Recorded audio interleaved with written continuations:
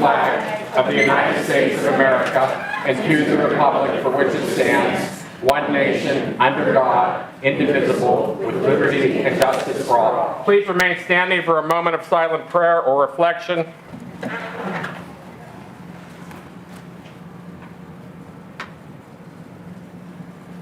Thank you, everyone. Please be seated. Jared, please take roll. Mr. Bukowski. Here. Mr. Botta. Here. Mr. Ambrazia. Ms. Filiaggi. Here. Mr. Fatulis. Here. Mr. Grisbeck. Ms. Hallam. Mr. Klein. Right here. Excellent. Mr. Macy. Here. Ms. Nacarati-Chapkus. Here. Mr. Palmieri. Here. Mr. Palmasina. Here. Ms. Pritzio. Mr. Walton. Here. President Katina. Here. As of right now, we have 12 members present. Proclamations/certificates.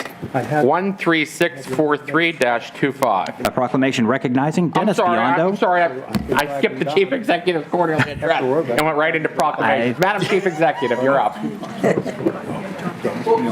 Whoops, sorry. I'm so excited about Dennis Biondo. That's what it is. We all are excited about Dennis Biondo, let us be honest. Well, I will be sticking around for our proclamations following my Q3 address. So thank you, County Council, for having me again to update you on the wonderful work that county employees have been up to over the past few months. So since I saw you in June, the county has been hard at work.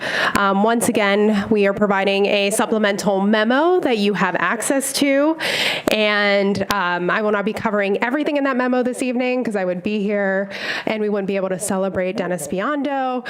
So please read up on the memo and let us know any questions you may have. And, you know, the fan favorite mystery QR code is back. That will give you additional links that are referenced in that memo and references I make tonight in my quarterly address. So just jumping right in. So since I saw you last, the county has implemented a code red system for high heat days as the National Weather Service and our county EMS make us aware of potential severe hot weather that will negatively impact vulnerable residents. Our Department of Human Services has used that guidance to provide additional support at senior centers and to keep them open extended hours so anyone of all ages can find a cool place to escape the heat that will live on beyond the summer. Parks also had a very busy summer. Nearly 200,000 visitors used our 4 county pools this summer. Concessions sold 22,048 orders of French fries and 14,219 orders of chicken tenders. Very important indicators in county government. We also used our life-saving outdoor AED devices twice this summer at our pools, and now our parks are getting ready for fall. So you'll see hay days and pumpkin chunkin' and dog costume contests at Bark and Treat. So we're making that fall transition. But some of the saddest news this summer was punctuated with the tragedy at the U.S. Steel Clarendon Coke Works plant. Our emergency services and police department were on scene immediately following the accident on August 11th. I want to thank those first responders and the first responders that worked across the county agencies who rushed to the scene to help with the rescue and recovery mission. That day, 10 people went to the hospital, and tragically, 2 people lost their lives. So our thoughts are with their loved ones, and let's just take a moment of silence to remember those individuals who are lost.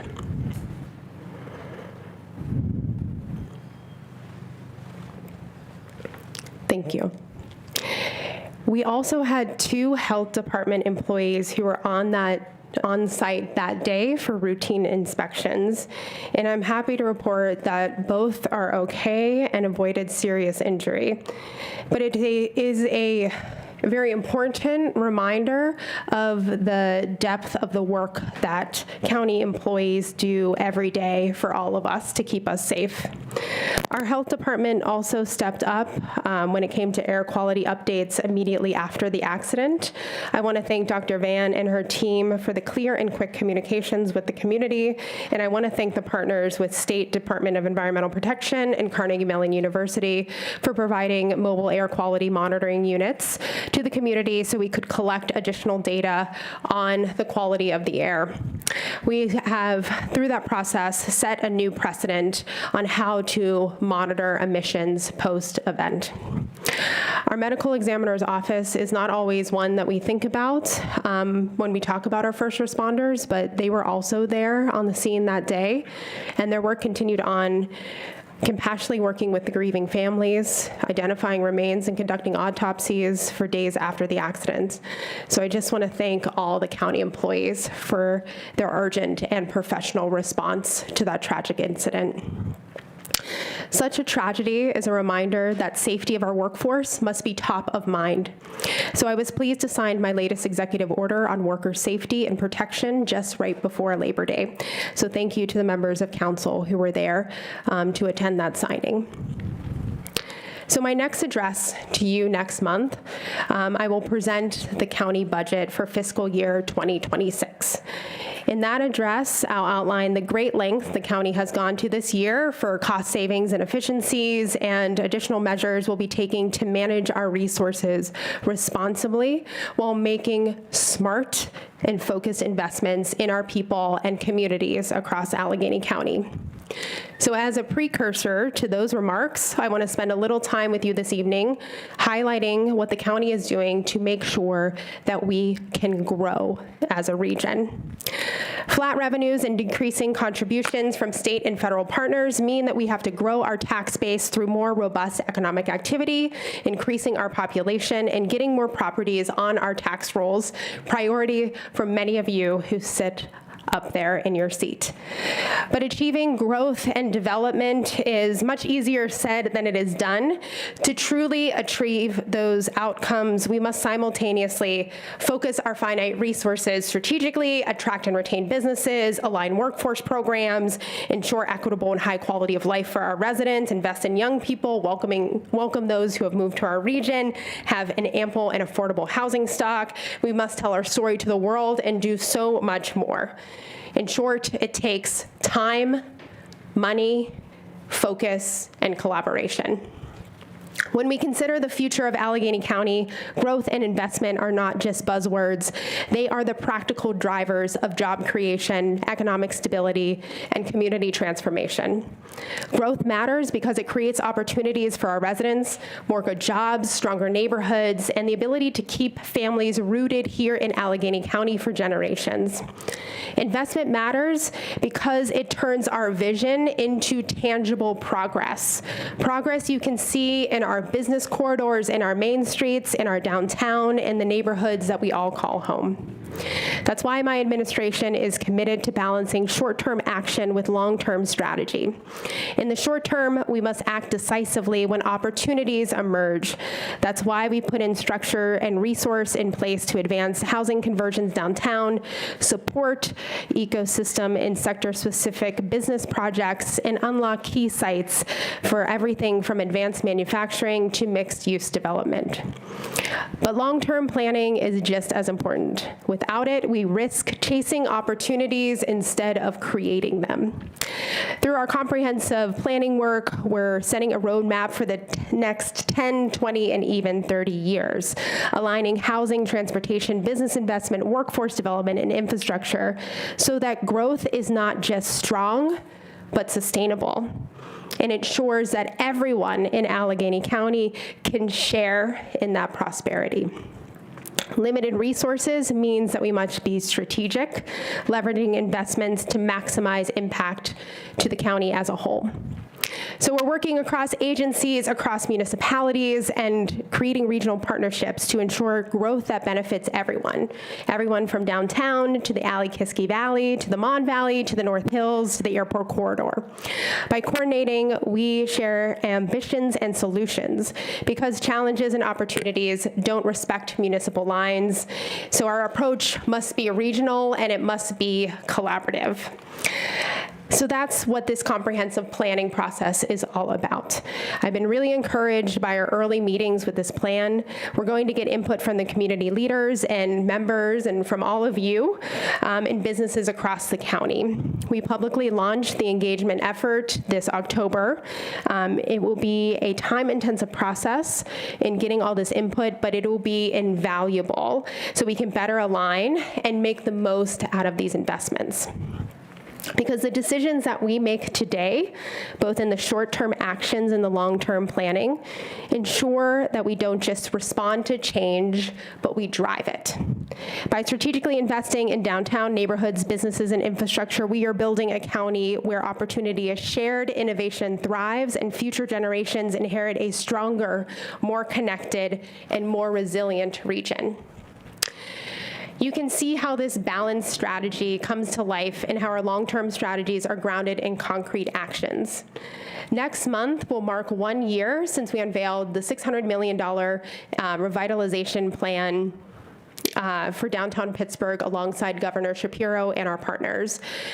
This effort includes more than 1,000 new housing units with a healthy mix of affordable units downtown, new retail and office space, and major upgrades to public spaces. These are not just construction projects. They are about breathing new life into the heart of our region, investing in arts and culture, creating thousands of jobs in the short term, and building a downtown where people want to live, work, and visit for decades to come. And we're seeing real, tangible progress. You know, recently I toured River Life's Sure Thing barge last month, and that's really cool if you haven't been on. It brings Pittsburgh rivers to life by transforming them into accessible, inclusive, and engaging public spaces. It exemplifies how we're connecting our riverfront parks, our trails, our neighborhoods, and cultural zones into a seamless public space. And I want to thank the Health Department's Food Safety and Permitting team for able to bring concessions on board to make that vision a reality. A few weeks ago, I also toured the construction of Arts Landing with the Cultural Trust CEO, Kendra Whitlock Ingram. I was struck by the scale and ambition of the project.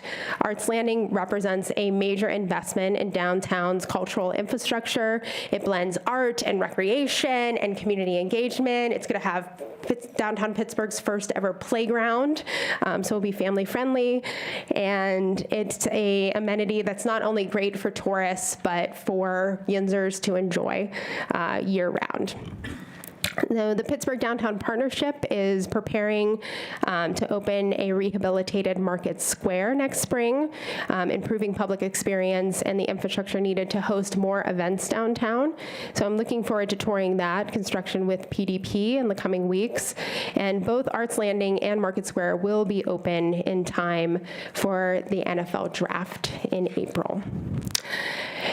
So we're not just investing in the connective tissue in the public realm, but also approaching building conversions and adaptive reuse with collaboration and urgency.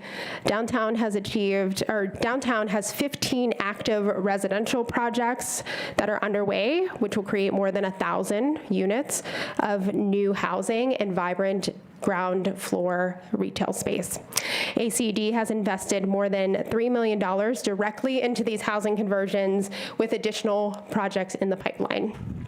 And several projects are taking advantage of the downtown LRTA you all passed last year. These investments help stabilize real estate values and drive economic growth across the Golden Triangle, the city, and the region. Beyond downtown, we are advancing projects to turn vacant and underutilized properties into community assets. These examples include a groundbreaking of the new community center and library in Etna with affordable housing on site, converting a church into affordable residential units in the Mon Valley, and funding pre-development for an industrial building to be reused as a workforce development and training hub in McKees Rocks. So we are deliberately making these investments and getting more properties on the tax rolls. And we are investing in growing sectors that position Allegheny County for the future. Things like advanced manufacturing, life sciences, clean energy, and technology. These industries are creating good-paying jobs and ensuring that the county is not just participating in these conversations, but we are leading and very active in support of these sectors. Last year, we worked together to approve a budget that made investments into housing and business development. Since last year, ACD has been hard at work and has invested or committed $17 million, including $8 million in direct investment for projects with more than 50 employees, $2 million for small business growth, and $7 million for the development of facilities and infrastructure to support emerging industries and sectors. This includes investments in the relocation for Consumer Fresh to the Mon Valley, an aluminum bottle manufacturer in Leetsdale, and clean tech companies in the Mon Valley and the airport corridor, all of which will create jobs for years to come. We know the majority of jobs in our region are from growing our existing businesses. In fact, 81% of the jobs retained or created over the last 17 years came from existing businesses in our region. So we are proactively engaging with businesses and working with partners like the Pittsburgh Regional Alliance, Innovate PGH, Pittsburgh Life Sciences Alliance, Pittsburgh Robotics Network, and local chambers to identify and address challenges that is doing business here in Allegheny County. So what does that look like? Well, I've met with dozens of CEOs and C-suite executives of our largest employers here in Allegheny County. Our team at ACD has provided 63 businesses with direct technical support, financing, and services. We've welcomed 175 businesses to the Doing Business in Allegheny County event and supported 83 businesses through the Open for Business program. And all of these employees of these companies, they need a place to live. So ACD has deployed more than $25 million this year to support the development of 653 housing units and helped 25 home buyers close on their first home here in Allegheny County. Perhaps no investment better demonstrates the intersection of short-term action with long-term strategy than the $1.57 billion terminal modernization program at the airport. And this was backed by the airlines, not by local tax dollars. This project will create a new modern terminal designed around the needs of travelers and businesses, cutting travel times, improving passenger experience, and boosting our competitiveness as a global gateway. But the airport is more than just a terminal. It's an economic engine. It supports thousands of jobs, and its expansion will generate billions in regional impact. It is also a model of sustainability. Pittsburgh International is the world's first airport powered entirely by a microgrid, combining natural gas and solar energy, reducing emissions and saving millions on energy costs. Soon it will be home to one of the nation's first hubs for sustainable aviation fuel and hydrogen, proof that Allegheny County is not just adapting to clean energy, but we are leading the future of it. And that is why we're going all in on investments at Neighborhood 91 on the airport's property and on clean energy and technology-led manufacturing. Through initiatives like Neighborhood 91 at the airport, we are advancing additive manufacturing and proving that this region can lead in the next generation production. RAC supported an investment of $1 million into RIDC's acquisition to the building at Neighborhood 91 and has committed additional funds to supporting the growth of advanced manufacturing companies on its campus. So from the clean energy leadership at our airport to the revitalization of downtown to the cutting-edge manufacturing that's happening every day in Allegheny County, it demonstrates how when we focus and make smart, place-based, and sector-specific investments, we can yield real results. And I haven't even touched on all the infrastructure money that's going out from the county that supports thousands of jobs, the workforce investments we've made with Partner for Work and our CCAC job training programs, the new taxable properties we brought on the tax rolls, everything from public safety to human services, things that I just don't have the time to cover tonight. But as you can see, we're really busy, and we're focusing on how we can collaborate and grow as a region. And my goal continues for this county to grow our economy in a way that is smart and strategic and equitable, one that brings in more tax revenue so the government cannot be just funded by the people who are here, but by expansion and growth. We are deeply committed to being good stewards of those public dollars. The county manager and budget director worked aggressively to find savings for us this year.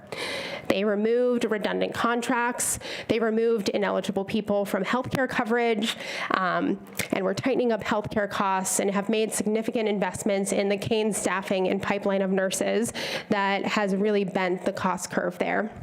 So I want to thank everyone on council who worked to pass the budget last year. It was a big step forward, and we respect the courage it took to avoid mass layoffs and severe program cuts.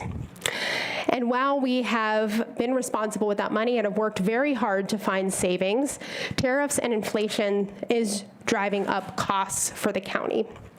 We've managed our budget closely, so we're not dipping into our reserves, but it is tight. I wish that our own revenues were enough to operate the entire county, but we are extremely reliant, as you all know, on state and federal funding. Both are set to be flat or to decrease. The state budget is more than 2 months late, and there are indications that we will have to increase our match for things like transit funding, even while PRT has to dip into their reserves or use capital funds to stay operational. The federal government has already started to cut certain grants like EV charging infrastructure and money to flood mitigation projects. SNAP beneficiaries are being informed now of the cuts that they're going to experience. Section 8 vouchers are under threat. Refugee resettlement programs were cut. These are real stresses, not just on a county budget, but on real people's lives who live in this county.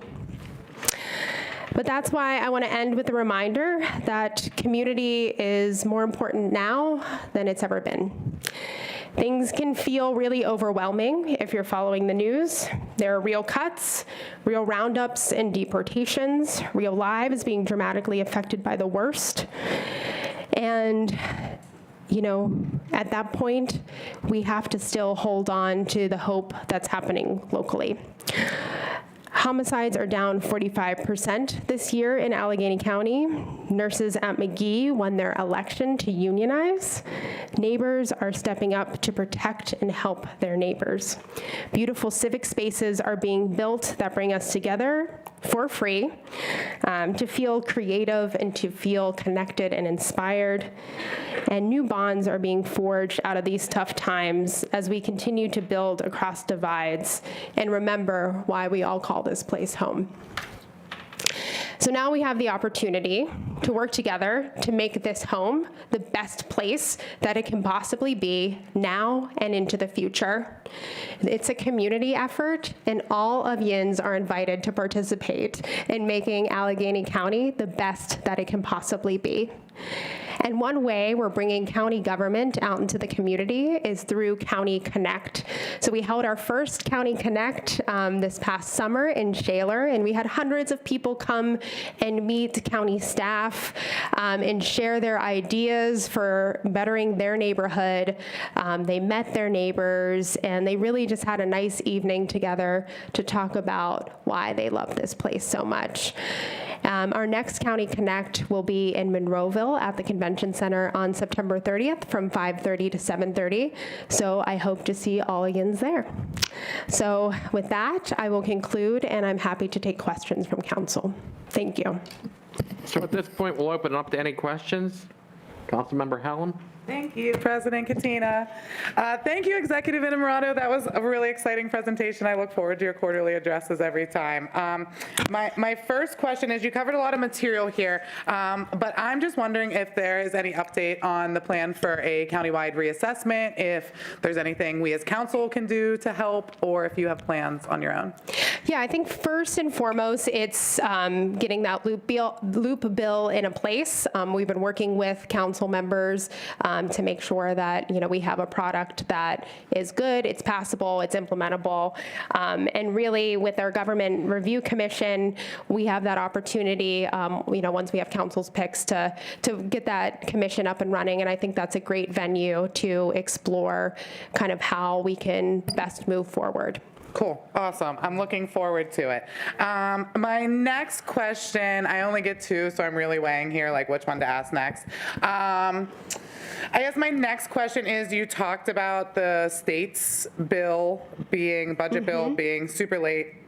I've been following that pretty closely, and I know that you are presenting your budget bill to us next month.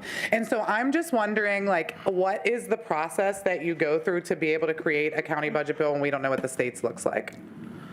I think that's a great question that I'm sure John and the budget team can elaborate on. I will also say that, we have hope that, we'll have a budget soon. It will really be helpful for all of you to call your state senators and state representatives to let them know that getting a budget passed is very important for us to deliver a honest and comprehensive county budget. Okay. You guys hear that? We're all going to do that. Okay, thank you very, very much. Councilmember Nakaradi-Chapkus. Thank you, President Katina. County Executive Innamorato, thank you so much for your address and for the recognition of all of the people who came together for the Clairton Coke Works explosion. I appreciate the work of all of the county agencies that were on site that day. The question that I have is related to the DEP and the CMU air monitoring that occurred for several days thereafter.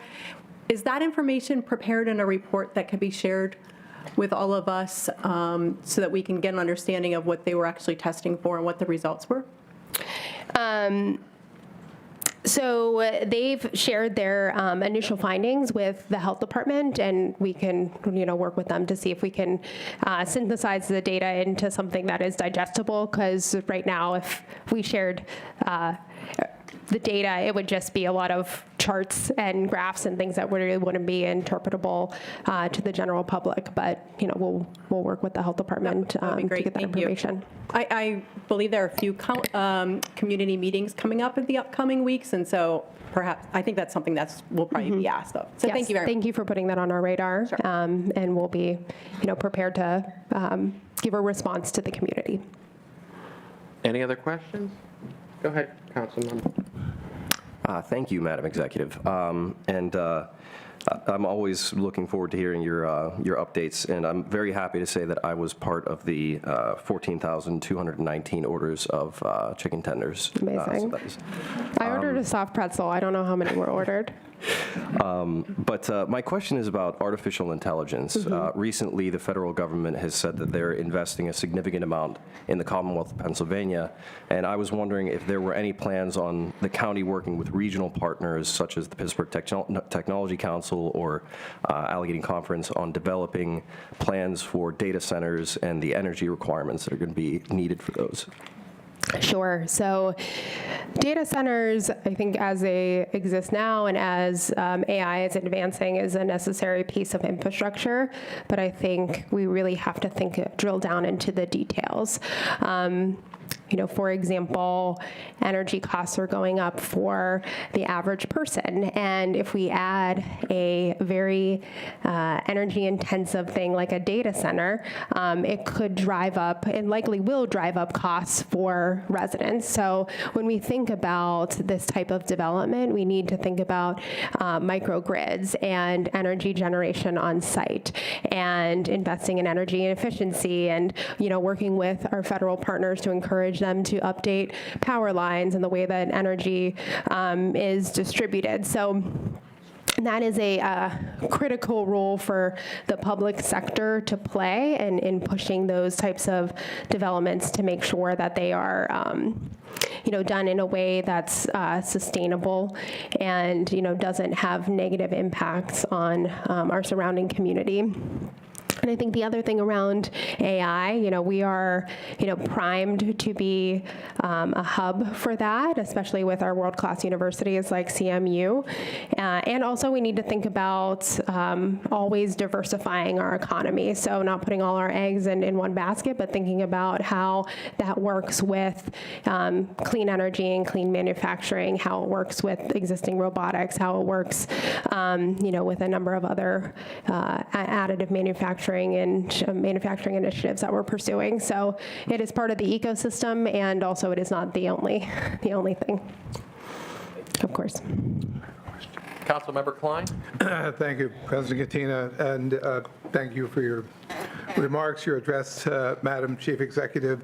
So speaking of public health, maybe we weren't, but I'm wondering, at this moment in this time, there's a fair amount of uncertainty about access and availability of, immunizations. And so in light of the amount of uncertainty we're dealing with now with respect to many providers that are creating more obstacles to gaining access to immunizations, is the Public Health Department prepared to meet the demand, again, depending on what that might look like? Yeah, I think generally to the public, you bring up a good point, is trust your doctor. And, anytime you're approaching any sort of vaccine or immunization, consult with your healthcare professional. Don't believe everything you read online. The health department is, prepared in any way that we can be to, provide to provide access to different immunizations and vaccines, and are investing in vaccine hesitancy marketing so that we can encourage the community again to talk to their trusted medical provider and seek out the opportunity to get a vaccination. Thank you. Anyone else this evening? Councilmember Filiotto? Thank you very much, President Katina, and thank you very much, County Executive Innamorato. It is a pleasure to see you. And we were talking about collaboration, so I'll go on the collaboration that you had mentioned during your presentation, and specifically in the comprehensive plan.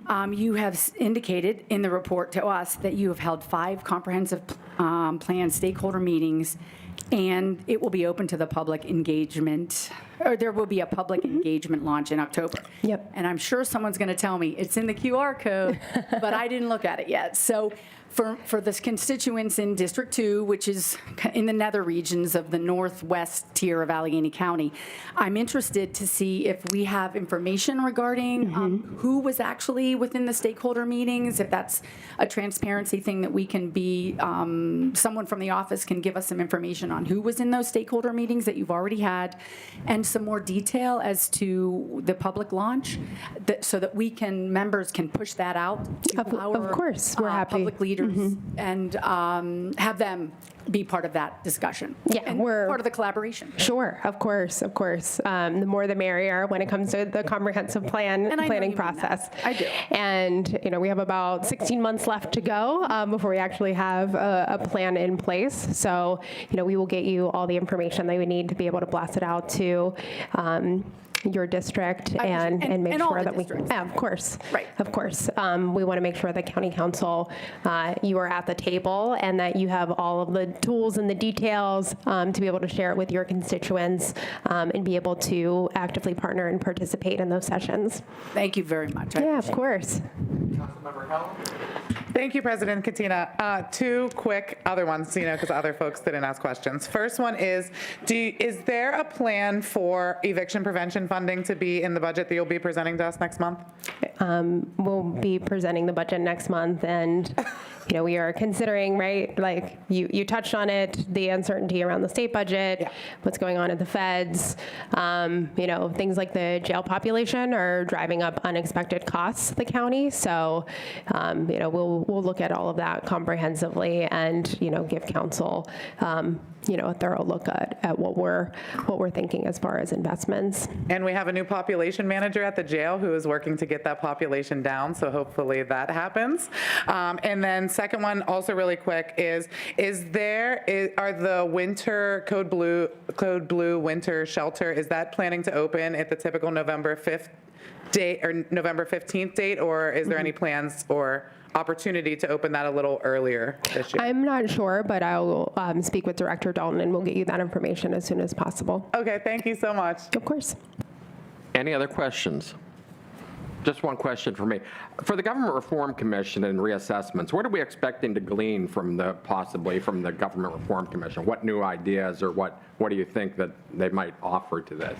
Well, I think that's the beauty of bringing experts together and really having them focus on a challenge that has faced this county and creating the space to do that and working with the University of Pittsburgh. I think they will be a great technical assistance partner in helping us pull best practices, not only that occur across the state, but nationally, to say, how do we not get to this moment again where we're debating what we do, where we're looking at, a price tag that's tens of millions of dollars in a time where funding from our state and federal partners are being rolled back. So, it's really going to give us the time and space to unpack that question and think about how we move forward, not just in a way that, might be how we respond to a court-ordered reassessment, but really how we think about assessments moving forward.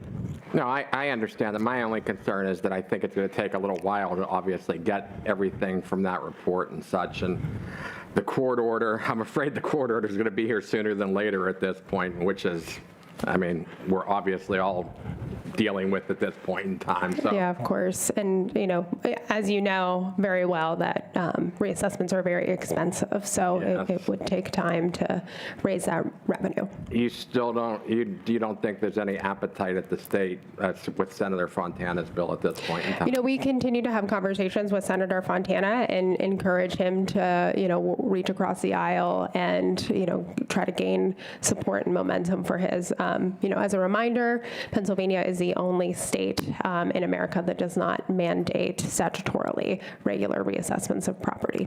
Correct. Thank you, Madam County Of course. Executive. No other questions? Thank you again. All right. Thank you all. I appreciate it.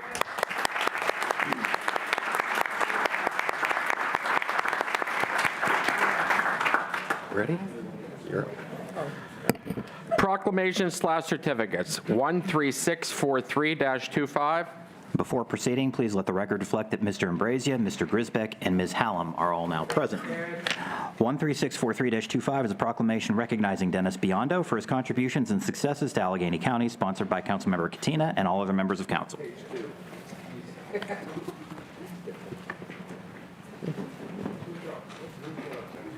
Yes.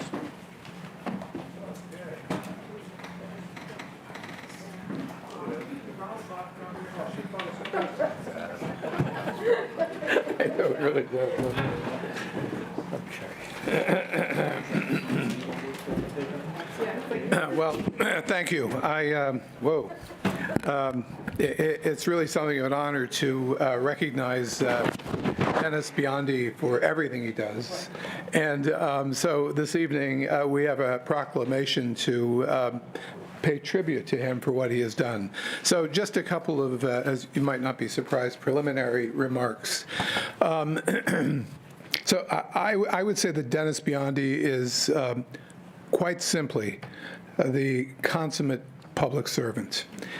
And he is probably the essence of what we might call a servant leader. He embodies a leadership style that prioritizes the growth, well-being, and empowerment of the people who work with him, for him.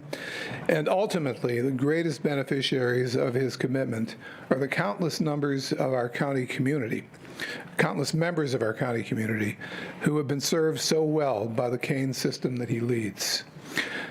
One of my heroes was a fellow by the name of John W. Gardner. And John W. Gardner was the first Secretary of Health, Education, and Welfare, and also the president of the Carnegie Corporation and Common Cause. And John W. Gardner was someone who was really committed to this idea of public service. And he once said this. He said, "Some people strengthen the society just being the kind of people they are." And I think that that is certainly true of Dennis Biondi. So I did some calculating here, because Dennis has been employed by the county for 48 years? Well, close to 48. 48 next God, month. is that even possible? Yeah, and he's, you don't know, know. he started when he was 12, so that's pretty My close hair to wasn't it. this color when I started.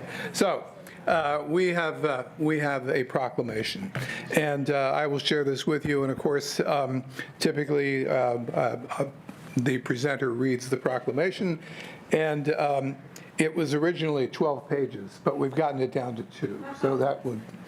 So whereas throughout the history of Allegheny County and the Commonwealth of Pennsylvania, talented officials who possess great knowledge and determination exhibit exemplary leadership and contribute invaluably to our communities. Margaret Chase Smith once said, "Public service must be more than doing a job efficiently and honestly. It must be a complete dedication to the people." The quote depicts the true essence of Dennis Biondi's character and his nearly 5 decades of service devoted to serving those who call this region home. And whereas Mr. Biondi has worked for the county since October 1977, and I didn't realize there was an Esquire there, and I won't hold that against you, since October 1977, when he joined the staff in the law department as a newly admitted member of the Pennsylvania Bar. Originally tasked with mental health commitments in juvenile court, Mr. Biondi eventually moved to handle jail issues and was the lead assistant solicitor for the extensive jail litigation that ultimately led to the commissioner's decision to build a new jail facility. In 1986, he was assigned to the then Kane Regional Centers. The rest, as they say, is history, as Mr. Biondi was named director in 2004, a position he has held for nearly 2 decades at the Kane Community Living Centers. And whereas uniquely qualified as both a licensed attorney and a licensed nursing home administrator, Mr. Biondi guided the Kane Community Living Centers through a period of transformation and innovation, including the creation of independent living apartments, transitional care units, and specialized memory care services. Under his leadership, the Kane Centers embraced technology through telemedicine pilots, computerized therapy tools, and initiatives to improve family engagement in resident care. And whereas during his tenure, the Kane facilities continuously earn 4- and 5-star ratings from the Centers for Medicare and Medicaid Services, were recognized among the best nursing homes in Pennsylvania by Newsweek magazine and became models of quality care and progressive services for seniors and their families. In 2023, Mr. Biondi received the 2022 Frank J. Lucchino Distinguished Service Award for his public service and dedication to this county. And whereas Mr. Biondi remained a vital contributor to the county law department throughout his career, providing his legal expertise on issues ranging from the merger of the county and city of Pittsburgh's 911 systems to the drafting of ordinances, collective bargaining negotiations with labor partners, and the ongoing development of contracts and policies essential to county government operations. And whereas, admired by his colleagues, Mr. Biondi has often been described as the county's ultimate utility player, a professional who could be relied upon for his broad expertise, steady judgment, and unwavering dedication. He is a stand-up person who quietly works behind the scenes, but whose contributions are mighty. And whereas Mr. Biondi is also a devoted husband, father, and grandfather, sharing his life with his wife, Kathy, his children, Dennis Jr. and Julie, Danielle and Craig, Philip and Ann Biondi, and Natalie and Dan Hull, and his nine beloved grandchildren. Now, therefore, be it resolved that we, Allegheny County Council President Patrick Katina and all members of council do hereby honor Dennis Biondi for his contributions and successes to Allegheny County and to the enhancement of the well-being of the county's citizens. We thank him for his hard work, intelligence, and dedication to the Kane Community Living Centers and wish him the best as he begins a new chapter of his life in retirement. So.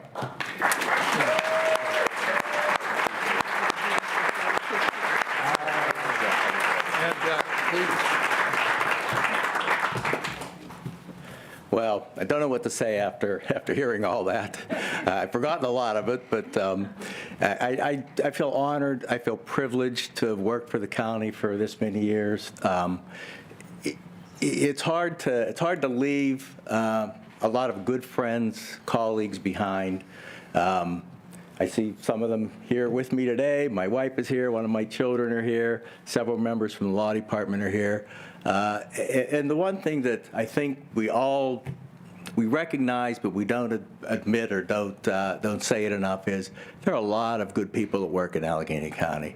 There are a lot of professionals that work for the county every day who do a good job, an excellent job that makes the county better, and I'm sure that that will continue long into the future. I work for many commissioners, county executives, county solicitors. I can't tell you how much it's appreciated that all the support you receive from commissioners, the county executives throughout the years. It just means so much, and it really helps you to understand that this county is a good place to live, a good place to work.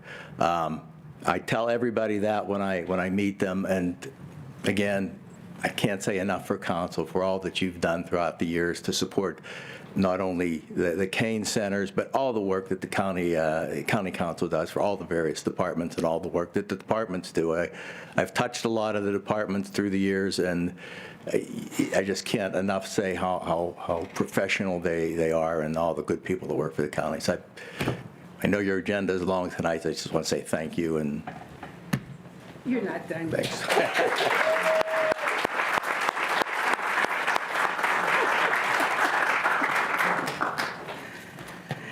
Good evening. For the record, I'm Rosalind Guy McCorkle, the Allegheny County Solicitor, and Dennis never worked for me. He worked with me.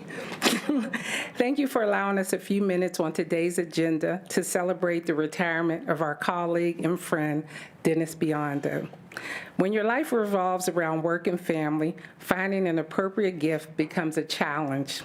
But we really wanted to honor you, Dennis, with a gift that will continually remind you of your value to each and every one of us as you close out this chapter of your life. So we purchased you a Simon Pierce ice bucket with the following inscription. Your retirement marks the close of a remarkable era, yet the influence of your work will continue to inspire and endure.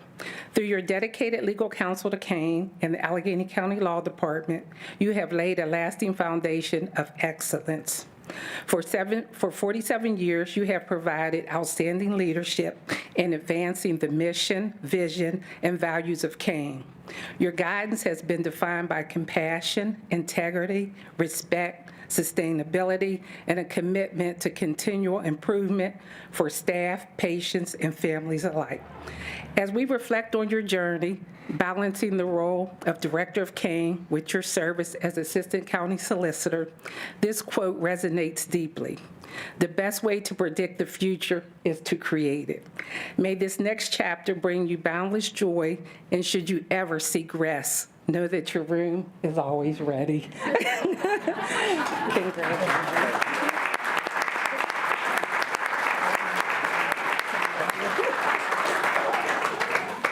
I just want to remind Roz that I got about 10 boxes of files that I'll drop off tomorrow. Thank you. I'm sure. I think You're going to do a picture? we're going to want a photo op here, so I guess we're going. It's here for a minute. Great. Thank you. Thank you.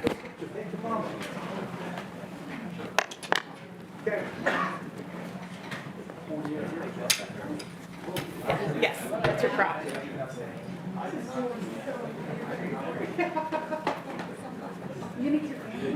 Congratulations. Bring them all. Family, come on.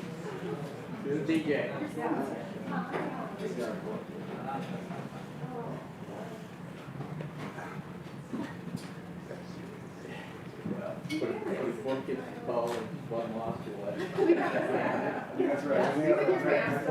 Guys, just shift this way a little bit. Send an email to me now. All right. Okay, everybody ready? Okay, 1, 2, 3. Yeah, one more. Okay, thanks.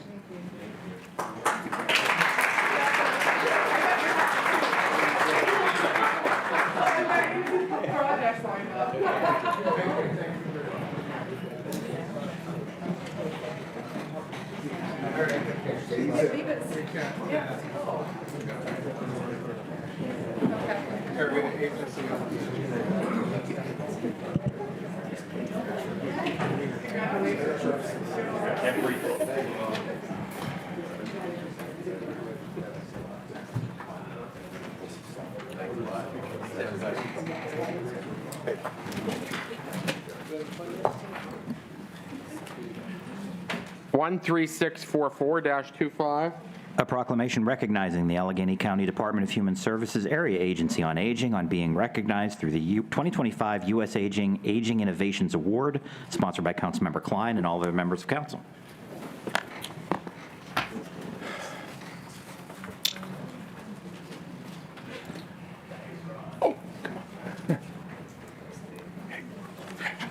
Assistant Director of Aging.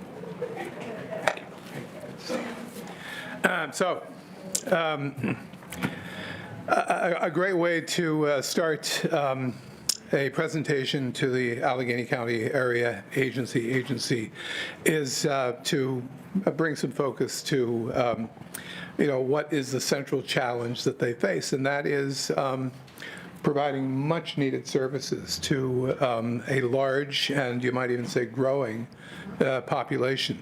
So speaking of age, David Bowie, some of you have heard of him, said this. He said, "Aging is an extraordinary process where you become the person you always should have been." And then there's Madeleine L'Engle, who wrote a book called A Wrinkle in Time. And she said this. She said, "The best thing about getting older is that you don't lose all the other ages you've been." And then, of course, there's Phyllis Diller. And Phyllis Diller said, "I'm at the age when my back goes out more than I do." And then finally, the great actress Ingrid Bergman, who said, "Getting older is like climbing a mountain. You get a little out of breath, but the view is much better." So just a couple of things I would also offer this evening.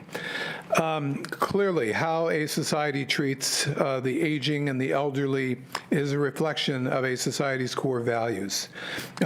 How much is a society willing to invest in people as they grow older? Nancy Berlinger of the Hastings Research Center poses some important questions for aging societies and those who hope to improve the lives of older people. What makes a good life in late life? What hinders it? How should we support people living with frailty, living with dementia? How should we support family and paid caregivers? And do we need more choices or stronger systems? The Area Agency on Aging has been here for 60 years and trying to respond to all of those questions. And they've done it quite well, with great regard to protecting the dignity of the population that they serve. Could they use more resources? Yes. Of course. But I would share this with you. So my in-laws moved to Pittsburgh from Philadelphia in 2008. My father-in-law was a mere 98 years old at that point, and he was still walking without a cane or any assistance at all. He brought his kid sister with him, who was a youngster. She was only 92. The Area Agency on Aging made the last years of their lives, with much help from my wife, that made those years much more joyful. Of course, happy hour every night. Gin or martinis didn't hurt either. My father-in-law, Herman, lived to be 105 years old, and his sister Florence only made it to 97. So maybe the message here is keep drinking. But my wife still sings the praises of this wonderful resource that we have here in Allegheny County. And actually, she reached out to the comparable agency in Philadelphia, and here in Allegheny County, much more responsive.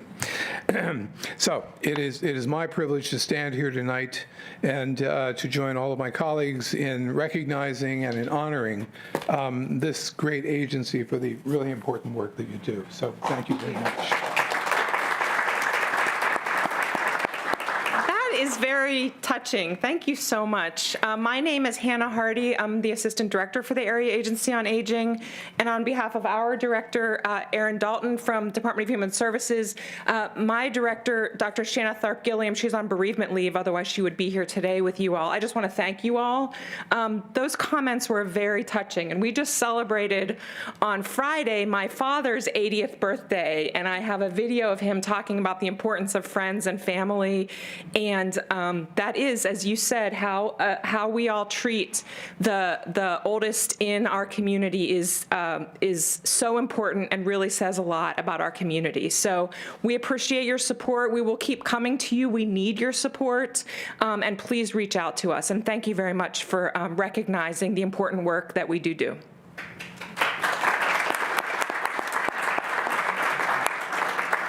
So let me present you with so that, much. and it's photo time. So come on. Great. Thank you.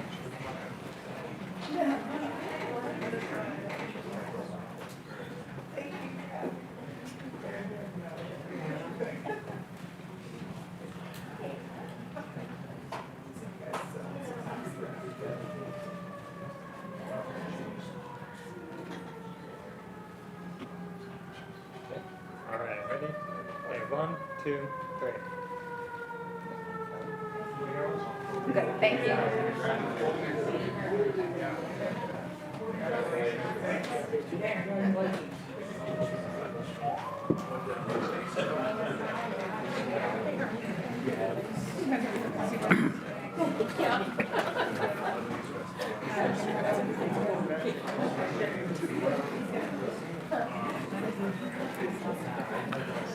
One 13645-25. A proclamation recognizing Gerald Roundtree on being named the 2025 Pennsylvania Prison Society's Correctional Professional of the Year, sponsored by Councilmembers Katina, Hallam, and Nakaradi-Chapkus.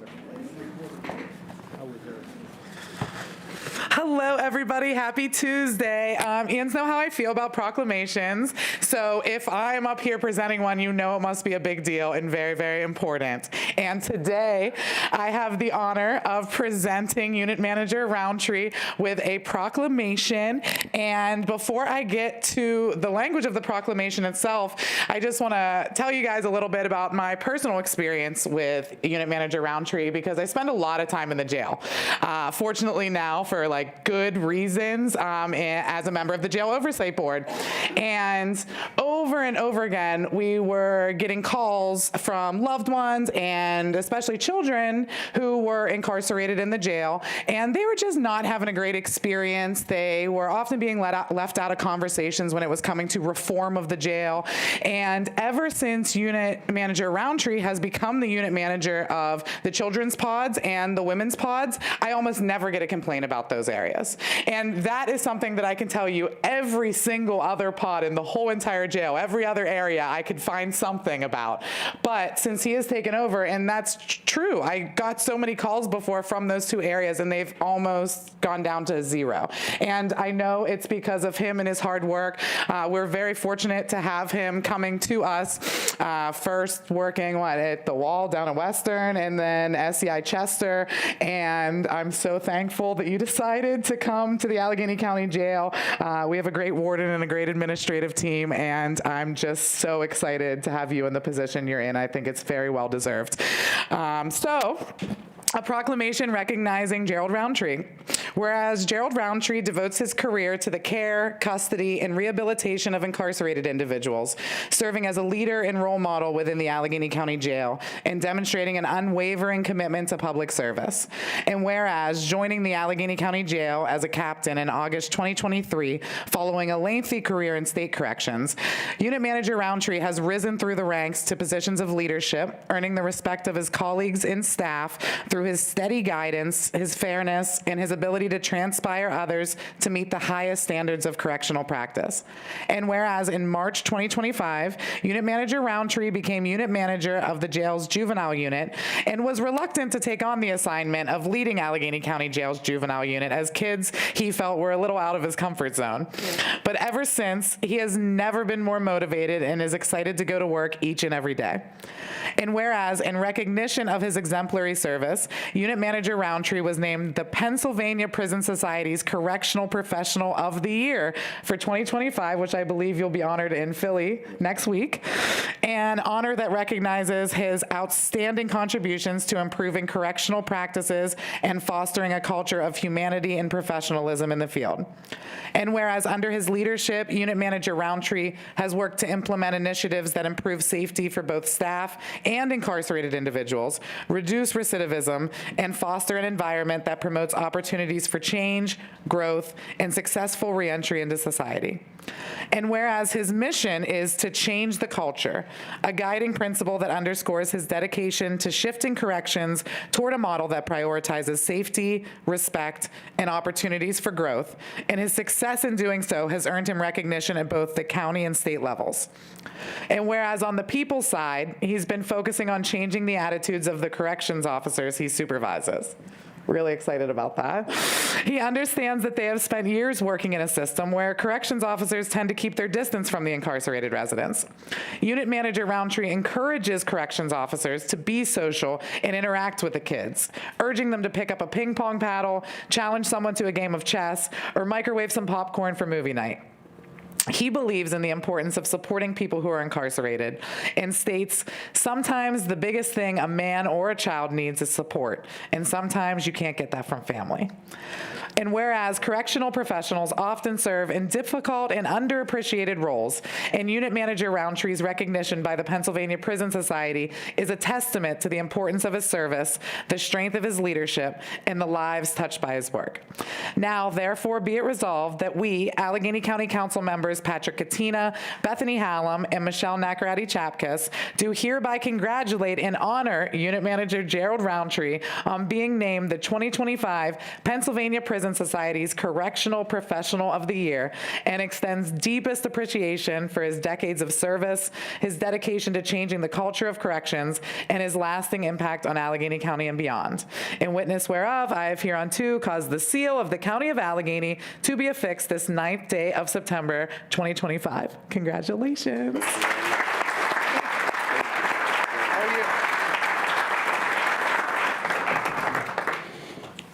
That was very nice. I didn't expect all of that, but thank you. Sorry, I'm a little tall. I stand before you today humbled and grateful to receive this proclamation, to have my name and efforts and my journey recognized in this way. I do not take it lightly. This proclamation is not about me. It is about the people who walk beside me.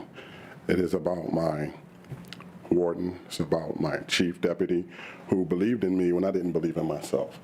It's about the people who care. And believe me, people have to care.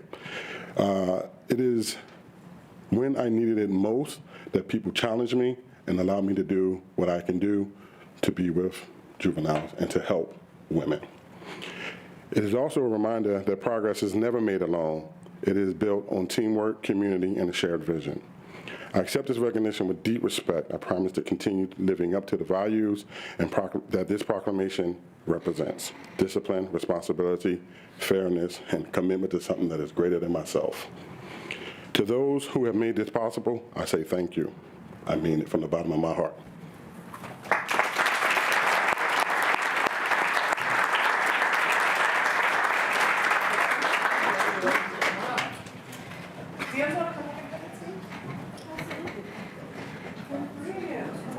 That was a nice speech.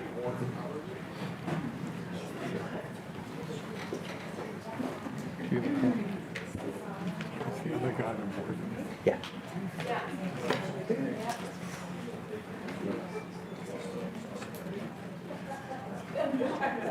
Big fella.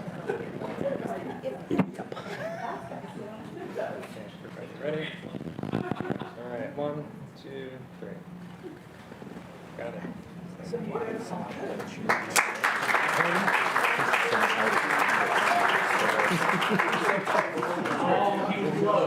at 6'7".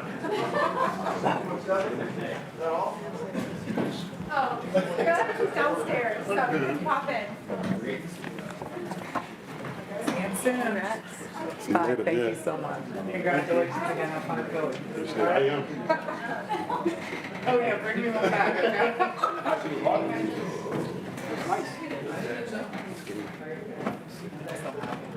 Glad you have.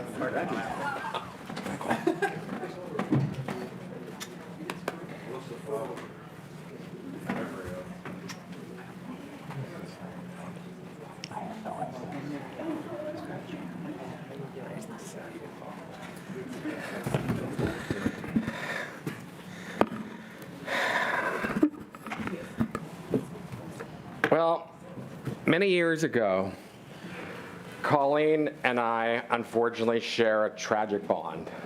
Colleen's daughter, her life was extinguished, and I was president of council in Carnegie at that night when the police chief called and told me that we had a death, and it just, your heart sinks when you get the phone call in the middle of the night. And God bless you, Colleen, for everything you've done over these many years since you've lost your daughter. I mean, just tragic, and there's no words that I can express for the loss that obviously that occurred that night. So, but we're here tonight to honor your daughter and honor you and honor the center for everything that you do. So without further ado, I'd like to read the proclamation of this evening. Whereas the Center for Victims has been a steadfast source of hope, healing, and advocacy for individuals and families impacted by violence, trauma, and crime for 50 years, offering critical support and services to those in need across Allegheny County and beyond. Whereas throughout its 5 decades of service, the Center for Victims has provided essential resources including crisis intervention, counseling, legal advocacy, shelter, and educational programs, ensuring that the survivors of violence are never alone as they navigate recovery and justice. Whereas this milestone 50th anniversary is not only a celebration of the center's legacy of compassion and resilience, but also a call to action to strengthen its mission and expand its reach to future generations. And whereas in honor of Domestic Violence Awareness Month and its memory of Melissa Bowers, who tragically lost her life to this act of violence, Colleen Bowers has established You Are Not Alone campaign, sponsoring a 5-day fundraising initiative from October 17th through October 21st, 2025, to benefit the Center for Victims anniversary year. And whereas Colleen Bowers, through this effort, is turning tragedy into purpose by channeling community generosity toward life-saving programs while ensuring Melissa's legacy lives on as a beacon of hope for all others. Whereas it is fitting that in the memory of Melissa Bowers fundraiser recognizes both the historic 50th anniversary of the Center for Victims and the dedication of those who continue to honor the memory of those loved ones supporting the center's critical mission. Now, therefore be it resolved that we, Allegheny County Council President Patrick Katina and County Council Member Bob Palmasino, do hereby recognize and commend the Center for Victims on its 50th anniversary to extend Council's gratitude to the Bowers family and all supporters in the In Memory of Melissa Bowers fundraiser for its compassion, advocacy, and commitment to ending violence in all of our communities across Allegheny County. Thank you for everything you do, Colleen.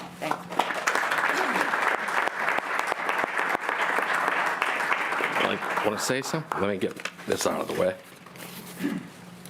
Pat, you never want to give me the mic. I will tell you, February 8th, 2012, and I may tear up, and it's just a trigger. It's one of the worst days a parent or anybody who loses a loved one, especially as horrific as this was. With that said, I have turned my mission in life to promote domestic violence awareness wherever I can. I never take no for an answer. Dan Deasy, my state rep, can tell you, because we got an HR resolution for the Week of Victims of Violence promoted through and approved a resolution. I can't thank County Council enough, the City Council, because whenever I have raised my hand, they know I'm coming and there's something I want. And it's basically for domestic violence awareness. And especially right now, I commend the Center for Victims for all the support my family and other victims of violence have received through all different services, even going through the court system, which is a really muddy water for a person that has, that's a victim or the family. I can't say enough for that. I thank Pat, especially for doing this in memory of Melissa. She would be 50 this year. So it's a milestone. And the Agency for the Aged, I'm 72, I'll be 73, so you may be getting a call sometime from me, just to add a little lightness to the note. But I thank all of you from the bottom of my heart. I've asked my friend Ken over there if he would actually share the flyer for the fundraiser. And so I'm hoping you could share it with anybody and make this a success for them, because all this money is benefits goes directly to the Center for Victims to help other victims of violence and through the years. So thank you very much. Thank you. Let's head on.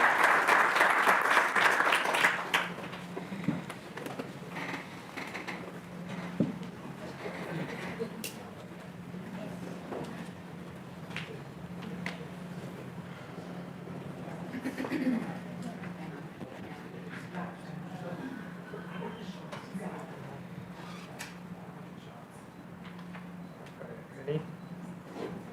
1, 2, 3.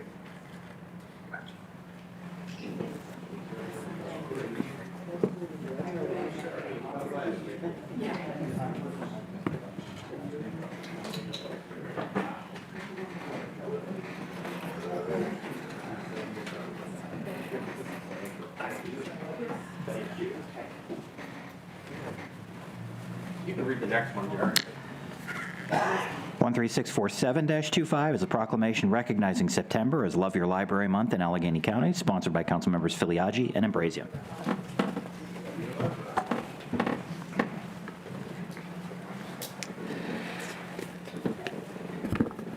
Good evening, everyone. I know, yes, we love that library. I have the distinct honor of serving on the Board of Trustees for the Carnegie Library of Pittsburgh.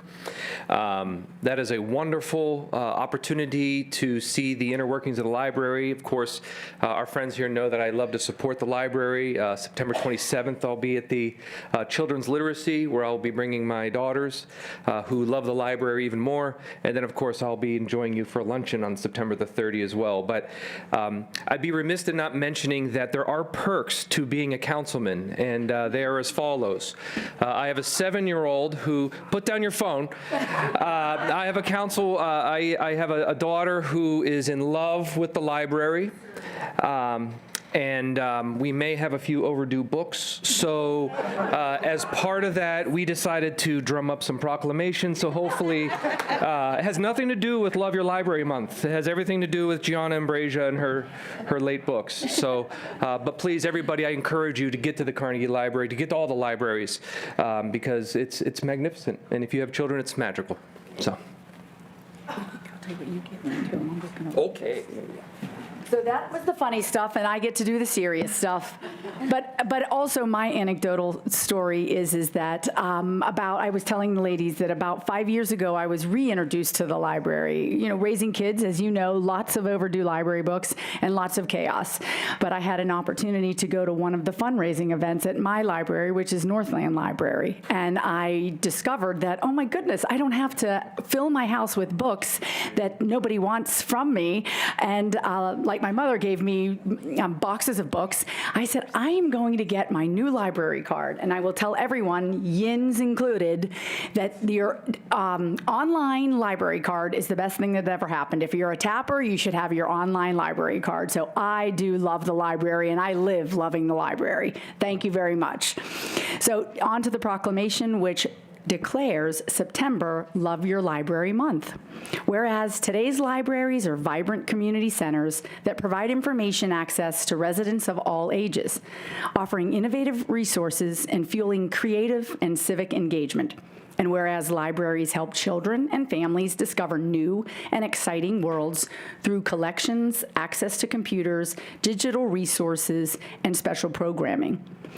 Whereas all libraries in Allegheny County benefit from philanthropic gifts to supplement annual budgets that enable them to enhance services and programs available to all county residents. And whereas this year we celebrate the 10th anniversary of the Love Your Library campaign that began in 2016 as a way for library lovers in Allegheny County to support their local libraries and sustain essential services. And whereas Love Your Library Month has helped the Allegheny County Library Association and its member libraries like Northland, and you have your Mount Lebanon, raise awareness about the importance of libraries, library cards, digital and that, and the services available to all people in our communities. And whereas Love Your Library has created more library advocates by encouraging customers, library board members, and staff to participate in a unifying county-wide effort, and listen up to this one, whereas Love Your Library will announce or once again take place during the month of September of this year, and all donations made to any library in Allegheny County in September will be generously matched in part by the Jack Buncher Foundation. So now's the time to donate. And whereas all library lovers in Allegheny County are encouraged to show their library love during the month of September, now, therefore, be it resolved that I, Suzanne Filiaggi, and Mike Ambrasia, and I'm sure all members of council, do hereby recognize the 10th anniversary of Love Your Library and the month of September 2025 as Love Your Library Month in Allegheny County. Thank you very much. Thank you very much. On behalf of the Allegheny County Library Association and our 46 member libraries across the county, we want to say thank you very much for this proclamation. Anderson, you want to announce who you are, too? Yes, that would be helpful. I'm Amy Anderson from the Allegheny County Library Association, and yes, thank you so much for this proclamation. We're excited to be here. We thank you for your ongoing support each year for Love Your Library Month, and we really want to encourage you, if you haven't been to your local libraries in your districts, to come on out, get a library card if you don't have one, and show your library some love, because we are here for you. We are here for all the citizens of Allegheny County, and we have a little bit of something for everyone. So thank you very much again, and I hope to all see you at the library sometime this month or throughout the year. Yes. Thank you. Right.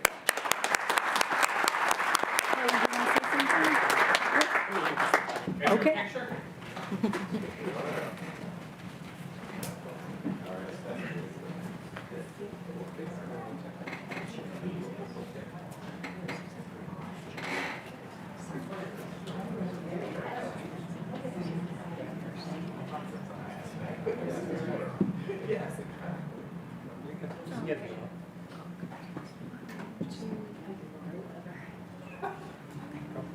All right, everybody.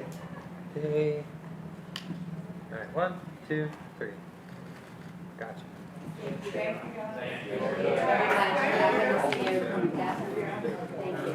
can you add all of the proclamations, because apparently a lot of us have passed through libraries. We eliminated. That's the perk. There are no late fees at the library. Yeah. Is that yours, Suzanne? Thank you. There you go, that's yours. I love my glasses there. 13648-25. A proclamation commending Uliana Kubini for being awarded the Coolidge Scholarship, sponsored by Councilmembers Pritzio and Fatulis. Two more.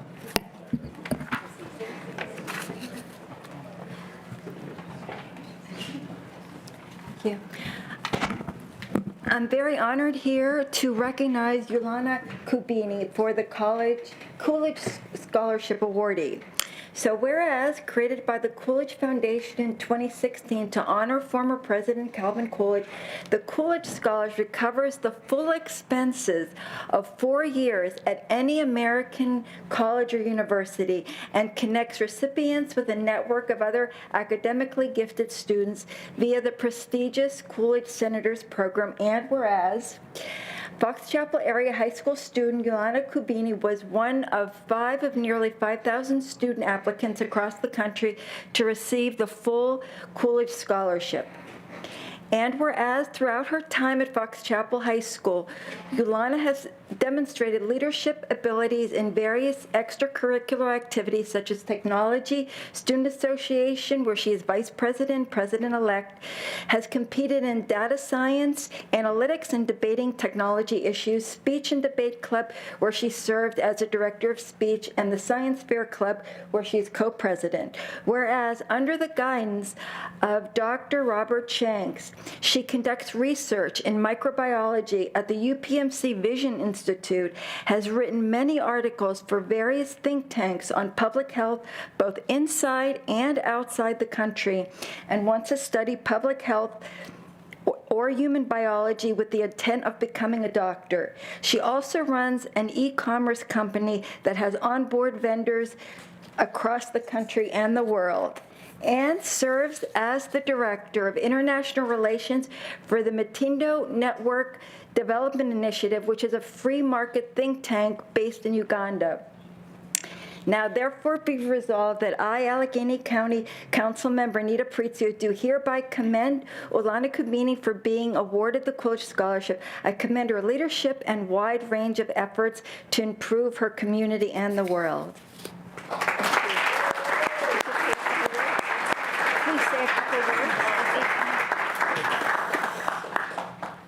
Wow, I don't even really know what to say after that.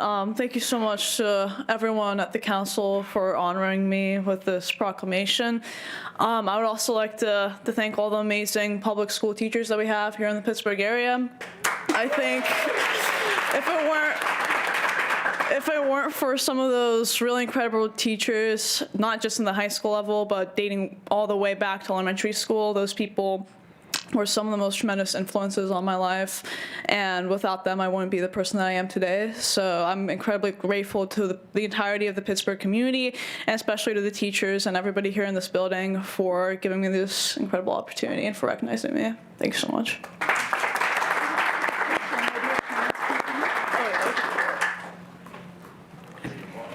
Yep.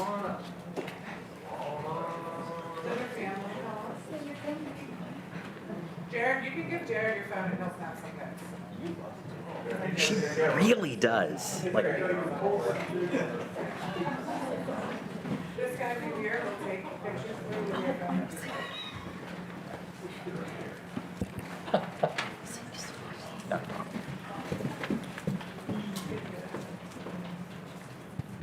All right.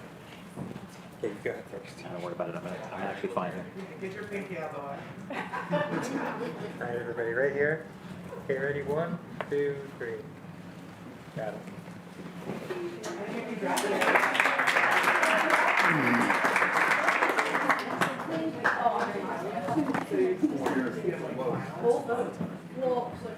Get your phone. Not a problem. No problem.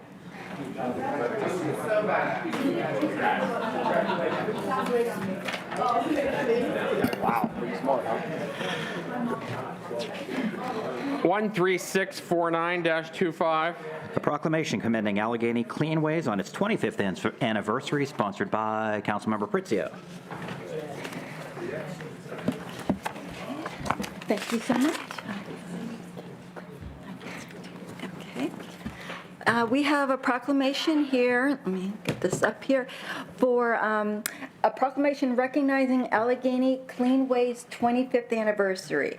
So Allegheny Cleanways began as a local chapter of the PA Cleanways, and over 25 years has grown into an independent, community-focused 501c3 organization dedicated to combating litter and illegal dumping across Allegheny County. And whereas Allegheny Cleanways has been instrumental in engaging and partnering with community groups, municipalities, and other nonprofits, helping to raise awareness and prevent dumping and drive policy and behavior changes throughout the region. Whereas, while Allegheny Cleanways continues to partner with an expanded list of organizations to do the cleanup work, they also work on litter and illegal dumping prevention and have become active in advocating for policies to reduce the amount of trash produced, such as reducing the use of single-use plastics and educating. Whereas in celebration of this milestone year, Allegheny Cleanways is hosting its second annual Trash Talk benefit, bringing together supporters for an evening that highlights the impact of collective action and advances a cleaner and healthier region.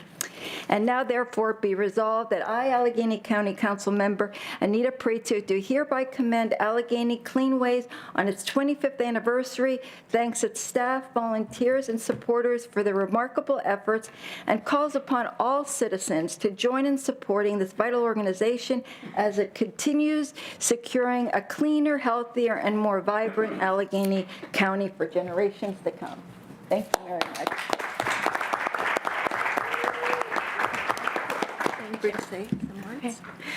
Thank you, everyone. My name's Kaylee Gruby. I have the privilege of serving as the Executive Director of Allegheny Cleanways, and while I'm just one person here today, who I'm here in representation of is thousands of volunteers and staff and board members and partners and partner organizations who make this work possible. We have picked up enough tires in this county that if you were to stack them up horizontally, it would be 1 1/4 the size of Mount Everest. And I want to highlight that tomorrow we're launching a bold region-wide effort that we're calling the Immaculate Collection to clean up litter. Oh, thank you. We're cleaning up litter between now and the NFL draft, and we invite everyone to come along. If you want to come to our kickoff, we're hosting it tomorrow right in front of Stage IE. We'll have cookies and T-shirts, and our big goal is to try to get 100 miles of state highway maintained on a regular basis, so you don't have to drive into your neighborhood and take an exit and see the first thing you see be a bunch of trash. So, thank you. Jared. Maybe added as a sponsor. Jared. Thank you. Sorry. Yes, I've got you. Thank you. Jared. Everybody.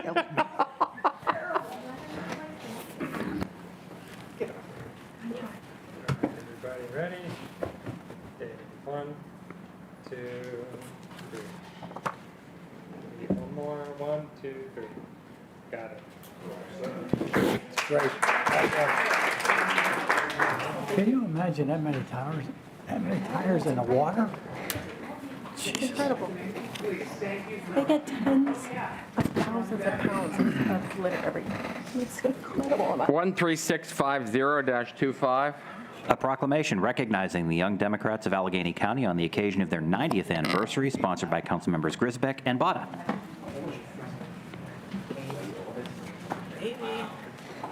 Who's older than me here? I don't know, I'm just saying. It might not be.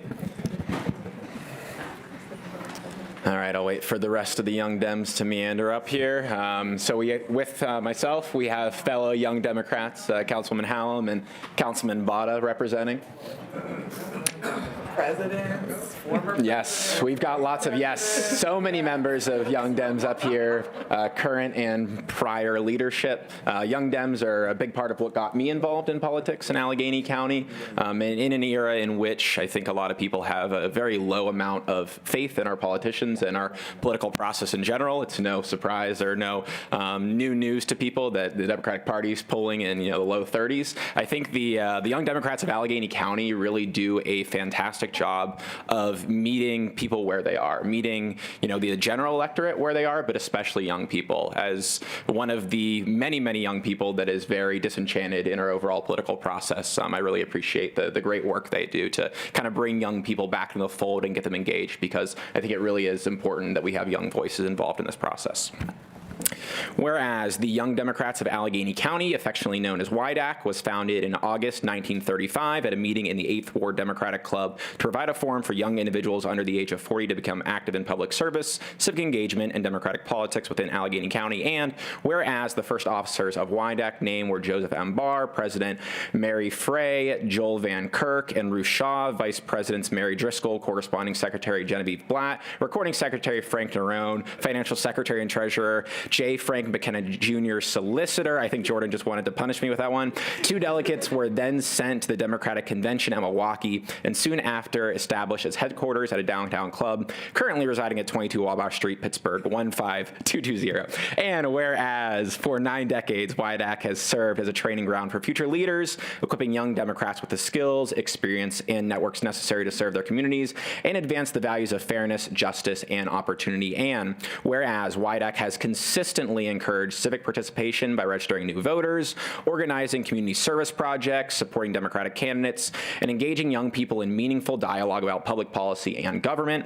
And whereas YDAC is proudly chartered on the Pennsylvania Young Democrats and the Young Democrats of America, thereby linking its members to a broader movement of young leaders across the Commonwealth and the nation. And whereas the organization has contributed immeasurably in Allegheny County's civic and political life by nurturing countless young leaders who have gone on to serve in elected office, government service, advocacy, and community leadership.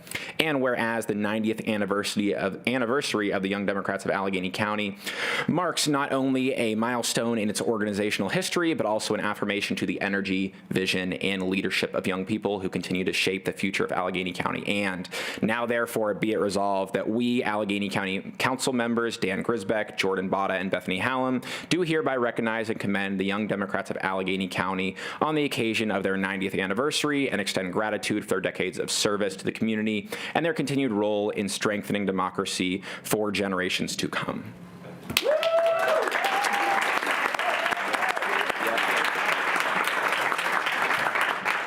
Well, this is cool. Hi, my name is Lauren. I am the current president of the Young Dems of Allegheny County. I have the great honor of standing with so many past presidents in leadership who I stand on the shoulders of. I'm sure they're all sick of me calling and saying, what do I do next? However, I think that is the energy and the spirit of YDAC. We stand with each other. We support one another. We support this county. One of the fun things about YDAC is we are actually our first president was the founder of the Young Dems of the state. So without us, there would be no Young Dems in Pennsylvania. And we are proud to have so many elected leaders and members of the community who walk with us and stand with us. So thank you guys so much for this.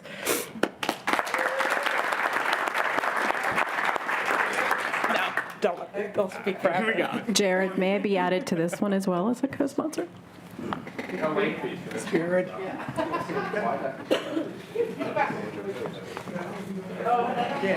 Absolutely.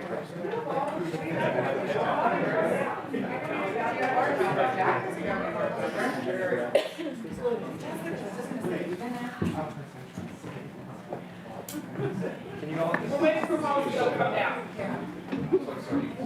Young and hard. He's not working out, so he feels like he's young now.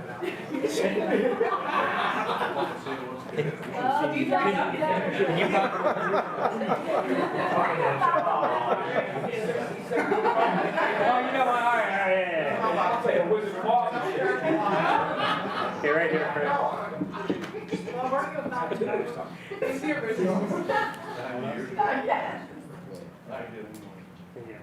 Okay. All right, right here. Okay, everybody. 1, 2, 3. We get one more. 1, 2, 3. Awkward if I get added to this proclamation.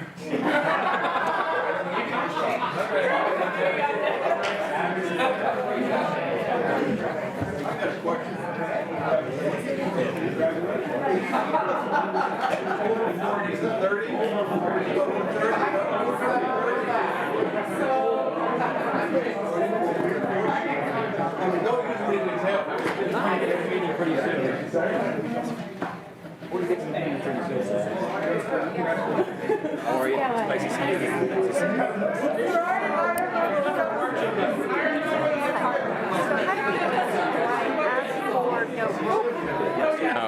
All those in favor signify by saying aye. I'll just 13651-25, and these will all be read into the record. A proclamation recognizing members of the North Fayette Township Volunteer Fire Department for their heroic nature in saving the life of an infant, sponsored by Councilmember Katina. 13652-25. A proclamation recognizing the 40th anniversary of the Steel Valley Authority, sponsored by Councilmembers Macy, Pritzio, and all other members of council. We don't have any public comment on any of the agenda items, so we'll move to approval of minutes. 13653-25. A motion to approve the minutes of the August 19th, 2025 regular meeting of council. Motion to approve. Second. Motion has been made and second. Any discussion? Hearing none. All those in favor signify by saying aye. Aye. All those opposed? Motion carries. Presentation of appointments. All the nominations being presented this evening are referred to the Committee on Appointment Review. If there are no objections, I'd like to have the clerk read them all at this time. Go ahead, Jared. All of these appointments are actually to the Allegheny County Government Review Commission for the duration of its current incarnation. 13637 is the appointment of Michael Witherell, sponsored by Councilmember Katina. 13638-25 is the appointment of Khalifa Ali, sponsored by Councilmember Pritzio. 13639-25 is the appointment of Rob Vesio, sponsored by Councilmember Filiaggi. 13640-25 is the appointment of James Coons III, sponsored by Councilmember Hallam. 13641-25 is the appointment of James A. Baldwin, sponsored by Councilmember Filiaggi. And 13642-25 is the appointment of Gretchen E. Moore, sponsored by Councilmember Filiaggi as well. Unfinished business. Committee on Economic Development and Housing for the second reading. 13635-25. A resolution approving a project for the benefit of West Penn Allegheny Foundation, LLC, a Pennsylvania limited liability company having West Penn Allegheny Health System Incorporated, an exempt organization as described in Section 501c3 of the Internal Revenue Code of 1986 as its sole corporate member, and as such, a disregarded entity for federal income tax purposes, to be financed by the Allegheny County Hospital Development Authority by the issuance of the authority's tax-exempt notes in one or more series in an aggregate principal amount not to exceed $55 million, provided the taxing power of the County of Allegheny, Pennsylvania, shall not be obligated in any way with respect to the notes, and declaring the financing of such project as desirable for the health, safety, and welfare of the people in the area where the facilities being financed are located, sponsored by the Chief Executive. Councilmember Bukowski. The Committee on Economic Development and Job Creation met on September 4th and affirmatively recommended this to council. I make that motion. Second. Motion has been made and second. Any discussion? Hearing none. Jared, please take a roll call vote. On the motion to approve, Mr. Petkowski. Yes. Mr. Plata. Yes. Mr. Ambrazia. He left. Ms. Filiaggi. Yes. Mr. Fatolis. Yes. Mr. Grisbeck. Yes. Ms. Hallam. Yes. Mr. Klein. Yes. Mr. Macy. Yes. Ms. Nacarati-Chapkus. Yes. Mr. Palmieri. Yes. Mr. Palmasina. Yes. Ms. Pritzio. Mr. Walton. We're going to get them. President Katina. Yes. Ayes 13, no 0. The bill passes. Committee on Public Works for the second reading. 13500-25. An ordinance of the County of Allegheny, Commonwealth of Pennsylvania, amending and supplementing the Administrative Code of Allegheny County, Article 701, entitled Grounds, Properties, and Buildings, Section 5701.01, entitled Record Maintenance, in order to provide for a publicly accessible listing of county properties that may be available for sale, sponsored by Councilmembers Nacarati-Chapkus, Macy, Filiaggi, and Palmieri. Councilmember Macy. Thank you, Mr. President, members of council. The committee met on September 4th and affirmatively recommended this bill to the full council with affirmative recommendation. Second. Motion has been made and seconded. Any discussion? Hearing none. Before you take the roll call vote, please, Jared, Councilmember Hallam has to be added to this. So Thank you, President Katina. I'd like to be added as well. I would also like to be added. Anyone else? Why not? Everybody? Me too. Everybody. Yay. Thank you. Thank you. I'm already on. Okay, so roll call vote, please, Jared. On the motion to approve, Mr. Petkowski. Yes. Mr. Plata. Yes. Mr. Ambrazia. Ms. Filiaggi. Yes. Mr. Fatolis. Yes. Mr. Grisbeck. Yes. Ms. Hallam. Yes. Mr. Klein. Yes. Mr. Macy. Yes. Ms. Nacarati-Chapkus. Yes. Mr. Palmieri. Yes. Mr. Palmasina. Yes. Ms. Pritzio. Yes. Mr. Walton. President Katina. Yes. Ayes 13, no 0. The bill passes. Any liaison reports this evening? Hearing none. I just have a really quick one. Since as the chair of the Housing and Homelessness Committee, today, myself, Councilmember Nakaradi Chapkas, and Councilmember Filiagi attended the state of evictions in Allegheny County. And it brought a lot of folks together, hosted by the Pittsburgh Foundation, Rent Help PGH, and a lot, the county and their partners. And I just thought it was really informative, and they put a great presentation together that if any of my colleagues are interested in it, I'm sure we would be happy to send it along, just kind of filling everybody in on the 500 and 500 progress. Also, the Lawyer of the Day program, where folks get free representation when they're facing eviction, and just all the work and all the different partners that go into that to make sure that people can stay in their homes, because, as we know, it is much cheaper for the taxpayers to support somebody staying in their home than it is to try to help someone who is homeless or who is being evicted from their home. So, thank you. Thank you. New business ordinances and resolutions 13654-25. An ordinance of the County of Allegheny, Commonwealth of Pennsylvania, authorizing Western Pennsylvania Police Athletic League to continue to use real property at 718 Center Road in Plum Borough in the county's Boyce Park to conduct organized boxing and fitness training activities, sponsored by the Chief Executive. That will go to the Committee on Parks, 13655-25.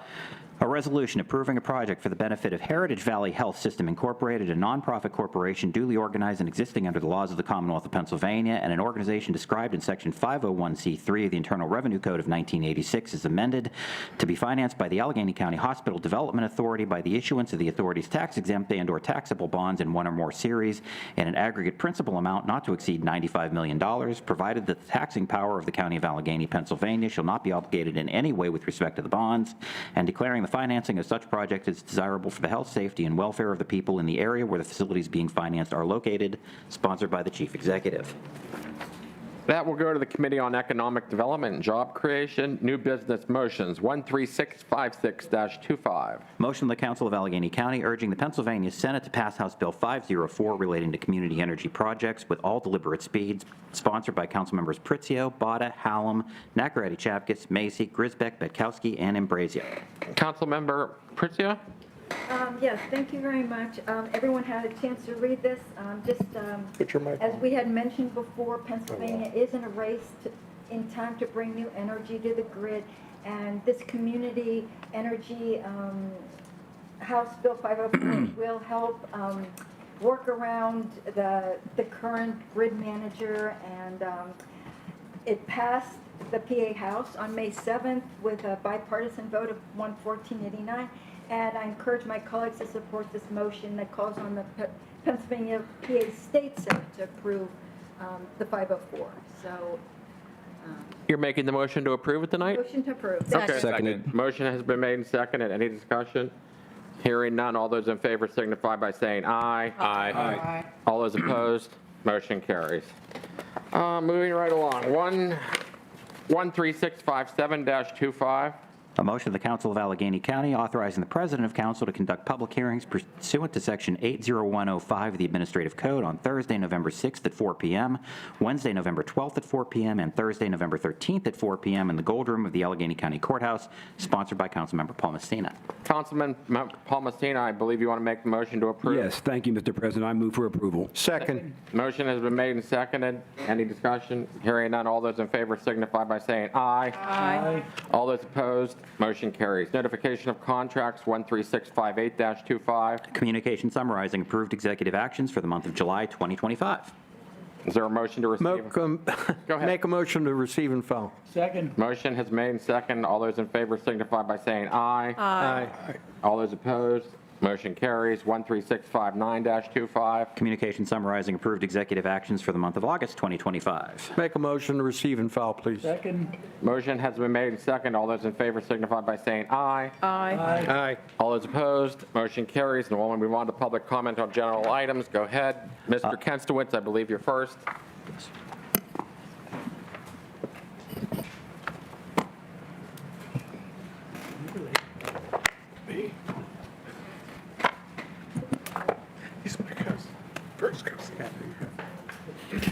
I want to respond to what has been in the media and what has been alleged about my race, having racist attitudes, using racial slurs, and that I'm insensitive to our African Americans. In 1969, while a student at Berkeley, I marched for days with members of the Black Panther Party and the Third World Liberation Front to successfully establish a Black Studies program at Berkeley. Major rioting took place and went on for days and weeks. Marchers were being brutalized by the police and tear gas. Anyone taking part in these marches were aware of the risk of being brutalized and being arrested. In 1972 to 1973, I was hired as a criminal investigator for Woodlawn Criminal Defense Services on the south side of Chicago. Woodlawn was the community where the Blackstone Rangers, later to be called the Black Peastone Nation, originated on the east side of Woodlawn. On the west side of Woodlawn, the Disciples originated. While walking from where I lived in South Shore to my office in Woodlawn, every storefront along 63rd Street was completely burned out, and this was for 5 long Chicago city blocks. The burning did not happen during the King riots, but happened because of the extortion and arson that was going on. The gang rivalry and killing that went on was so prolific and so tragic, but a fact of life. I shared an office with a former disciple, James Shedd, who schooled me in how to handle the streets. To find witnesses for our defense lawyers, I went into the projects such as Robert Taylor homes during the day and sometimes at night. The risk I was taking as a white person for my personal safety, many people thought was incredible. He's a crazy mother. You can finish the sentence. During this time, I felt fortunate that I was only held up once at gunpoint. Showing heart, I was able to give the person my criminal defense card after I gave this person all the money I had. We served only African Americans at our project. We never had a white client. I was putting my life on the line for African Americans because I believed in justice, and our project was based in helping families remain together. I am deeply offended and hurt by what has transpired in this last month. To threaten me with calling security, believing I would use a certain expletive, is preposterous and demeaning. The backstory here is that I've attained 535 signatures on our Shackles initiative, and I've spent over $10,000 on my own personal savings on financing a legal consultation for our projects. I did verbally apologize to many, and I realize now that using a certain word can never be used, even if one wants to be specific and I think I'm done. All right. Mr. Poole? Thank you. Mr. Jacob? Oh my God. It's the ghost of Christmas past. I said that word.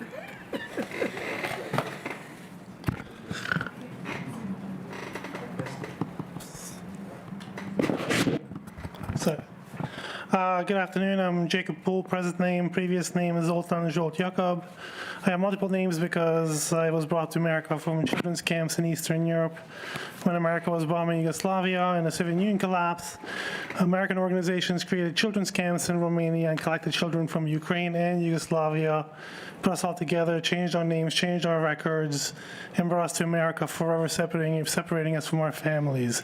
So I'm here because today, previously, 2 important things were mentioned that I had difficulty with. Partner for Work is an initiative in Allegheny County, and I have been a consumer of that for over a year through Goodwill Workforce Development, through Grant Associates, through CareerLink.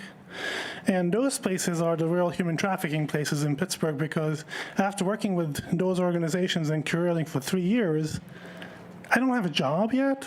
And in those 3 years, all those organizations worked together to manufacture medical records and false records for me for human trafficking purposes. Because if you're from Eastern Europe, and if you're part of the 100,000 people who live in the Pittsburgh metro who are from Eastern Europe, mostly from the Yugoslav wars and the Soviet Union collapse, like I am, brought here as children alone from children's camps and things, making a resume and applying for jobs, we don't get jobs like that. The Pittsburgh area has over 50 Eastern European churches, and we're expected to go there where human trafficking persons who have their own companies are waiting for us, and we're supposed to beg them for jobs. Making a resume and going to CareerLink is not how we get jobs. We get jobs by going to the 50 Eastern European churches. They're nice places. They're nice people. They're nice priests. I met a lot of nice people. But it's also where heavy human trafficking happens. In the last year, me visiting 50 Eastern European churches, I've been approached at least a dozen times by people affiliated with their own companies, where I applied to 3,000 jobs in the last 3 years with CareerLink and Goodwill Workforce Development. I didn't get a single one. I'm going to these Eastern European churches where human trafficking companies are waiting for me, waiting for Eastern European fresh immigrants who can't get anything else but those things. In the last 3 years, medical records and everything was manufactured for me while at CareerLink in Allegheny County, so they can human traffic me into jobs instead of me applying to jobs like a normal person. I'm not a normal person. You can look at me as an example to examine all the medical records, all the documents created for me by CareerLink in the last 3 or 4 years to see how human trafficking is actually done in Pittsburgh. I was brought here alone as a kid, and this is what happened. Thank you. Thank you. Nicholas?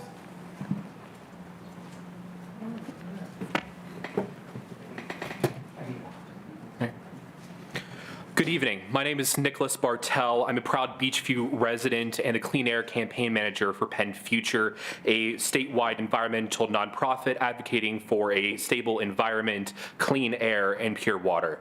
I think we can all agree that every family deserves to have safe jobs, healthy families, and a peace of mind knowing that the health department is protecting our air with permitting, monitoring, and enforcement. When we have a fully funded health department, we can fully protect our friends and families across the county. Now, in conversations I've had with Allegheny residents, I've heard the concerns. I've had folks ask me, yeah, but aren't these fees just punishments for these big companies? Won't they just hurt small businesses? And let's just address that head on. Fees aren't fines. A fine is what you pay when you break the law. Like if you're driving 70 through a school zone and you get a fine. That's what a fine is. A fee is a little bit different. It's the routine cost of doing business and running safely. Like this month when I took my car for its annual inspection. That's predictable and that's responsible to be on the roads. Now to the small business concerned. I reviewed about 340 of all of the permits that are filed online. About 90% of them are considered minor sources. And of those, very few are actually small businesses. Most of them belong to major corporations, international subsidiaries, or large institutions like the airport. Now, just for a few more dollars a day, these large corporations can help better fund our health department. As I said before, these annual fees are like your annual car inspection. It's not designed to be a penalty on mom and pop businesses. It's about fairness. It's making sure that polluters pay their fair share with our tiered system. And the truth is most mom and pop shops never even hit these thresholds for these permits. These updates are about making sure that the health department's permitting programs have the necessary funding and the biggest polluters cover their fair share so that families and taxpayers don't get stuck with the bill. So my ask tonight is simple. Adopt this fee schedule in full. These aren't just numbers on the page. These are the dollars that put inspectors into the field, the dollars that allow for meaningful oversight, and the dollars that protect our workers and their families. This isn't just about paperwork. This is paychecks for inspectors and protection for families. When you pass this, here's what it means. Everyone knows that the rules are fair and consistent across the board. Workers around these facilities know that they'll be protected, and families will know that their health comes first. Passing this fee schedule says one thing loud and clear. In Allegheny County, public health comes first. Thank you. Hey, Lisa?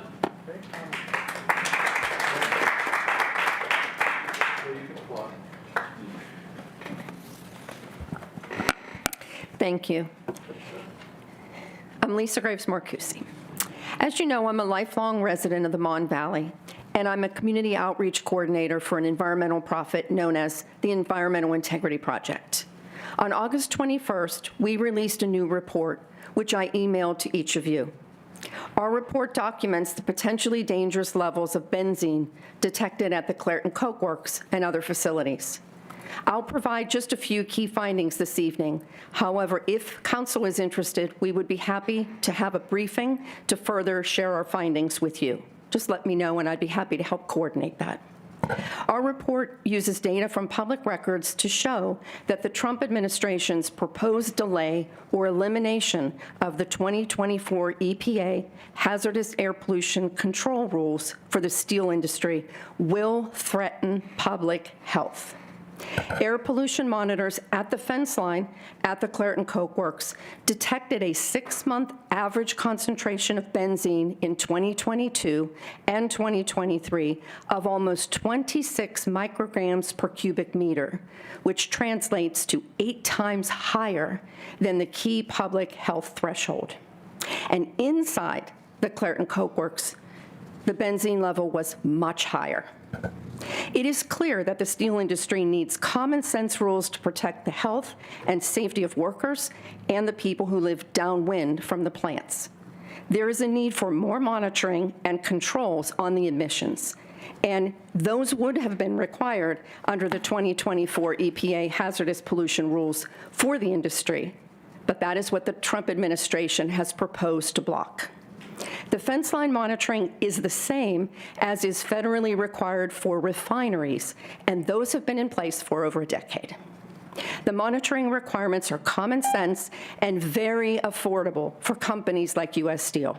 And yet, U.S. Steel and others lobbied very heavily for these rollbacks of these important steel and coke oven rule changes. Our group, EIP, and our allies on August 6th filed a federal lawsuit to challenge the delays of these protective rules. While we wait for the federal courts to decide that, we need properly funded and staffed local oversight now more than ever. Oversight by the ACHD is the key frontline protection for us all now. It is imperative that the ACHD is fully funded and staffed in order to protect the health of workers and community members. I urge council to please vote to approve the proposed ACHD permitting fee increases to protect us all. Thank you. Thank you. Susan McCarthy. Good evening, council members, and thank you for the opportunity to speak. My name is Susan McCarthy, a resident of Allegheny County. I live in Mount Lebanon. I'm also a member of the Pennsylvania Interfaith Impact Network, of which many members are here tonight.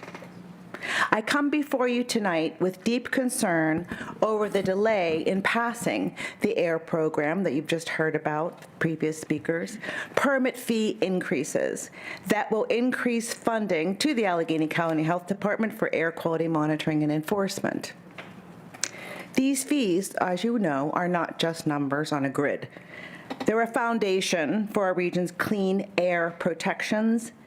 As federal enforcement weakens, local governments are going to be required to step up.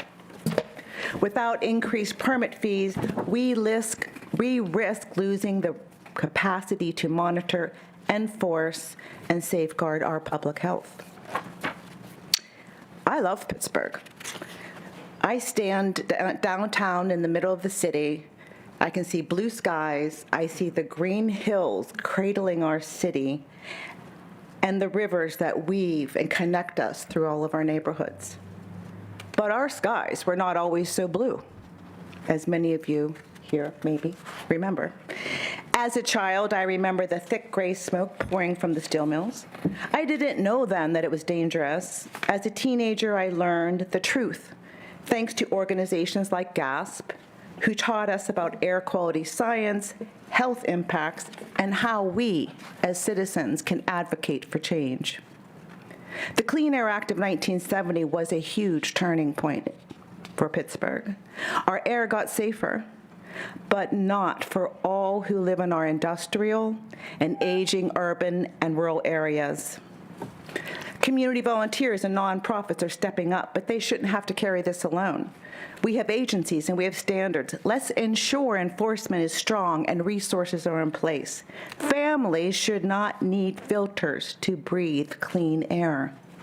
Residents should not bear the cost through taxes and poor health for pollution they didn't cause. I'm a nurse. I worked at one of our major hospitals for decades.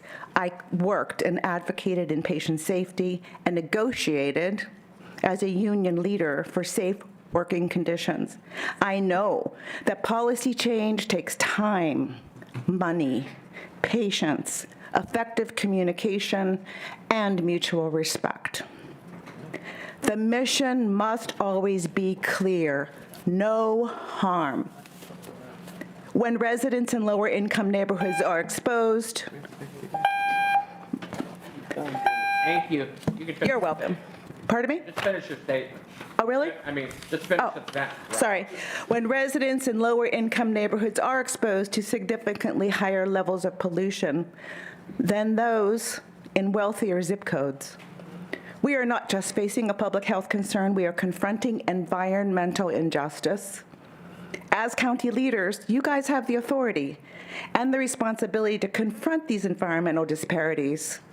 Ensuring our health department is fully staffed, adequately funded, and properly equipped to identify and resolve our air quality issues. Okay, how much more do you have?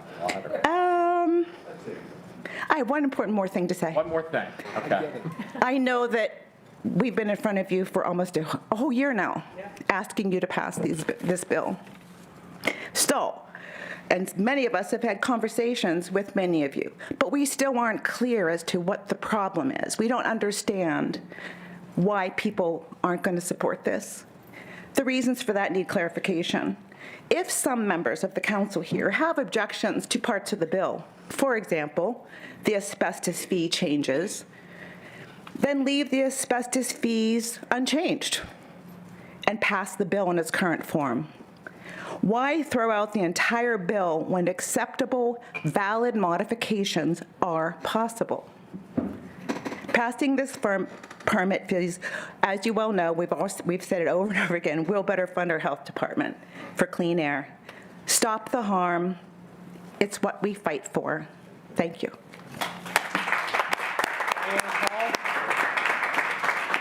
Diana Hall. I am Diana Hull, and I'm a member of the Pennsylvania Interfaith Impact Network. And as a citizen of this country, I have been concerned for years about the increasing pollution that contaminates our air, our water, and decimates our environment. Penn has been focused on the pollution from the Clairton coke plant and its disastrous effects on the health and the well-being of the people living in the area. The PA Constitution has charged you, the elected officials, to be responsible for keeping our air and our water and our environment clean and safe for the present as well as the future generations. Are you doing your job? At a time when the federal government has cut funding to the medical programs, is it really the time to have the Allegheny County Health Department be underfunded? For almost a year, you have had the ACHD permit bill, increase bill, and nothing has changed to help the passage of the bill.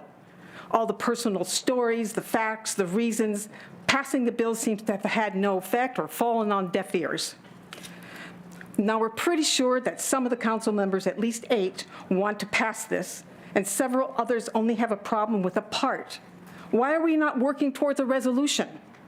A negotiation? Maybe subtract a part of that bill that's not going to work and allow it the rest that will work and move on. Isn't there a statement in the bill itself? If any position of this legislation shall be determined to be unlawful, invalid, or void, or unenforceable, then that provision shall be considered severable from the remaining provisions of this resolution. Not working on this issue is a policy failure. And remember, we journey through life, and there will be a time when we will be judged for our actions and our behavior. What will be yours? Disinterested? Unmotivated? Or the courage to act and make a difference? And Jason Bolton.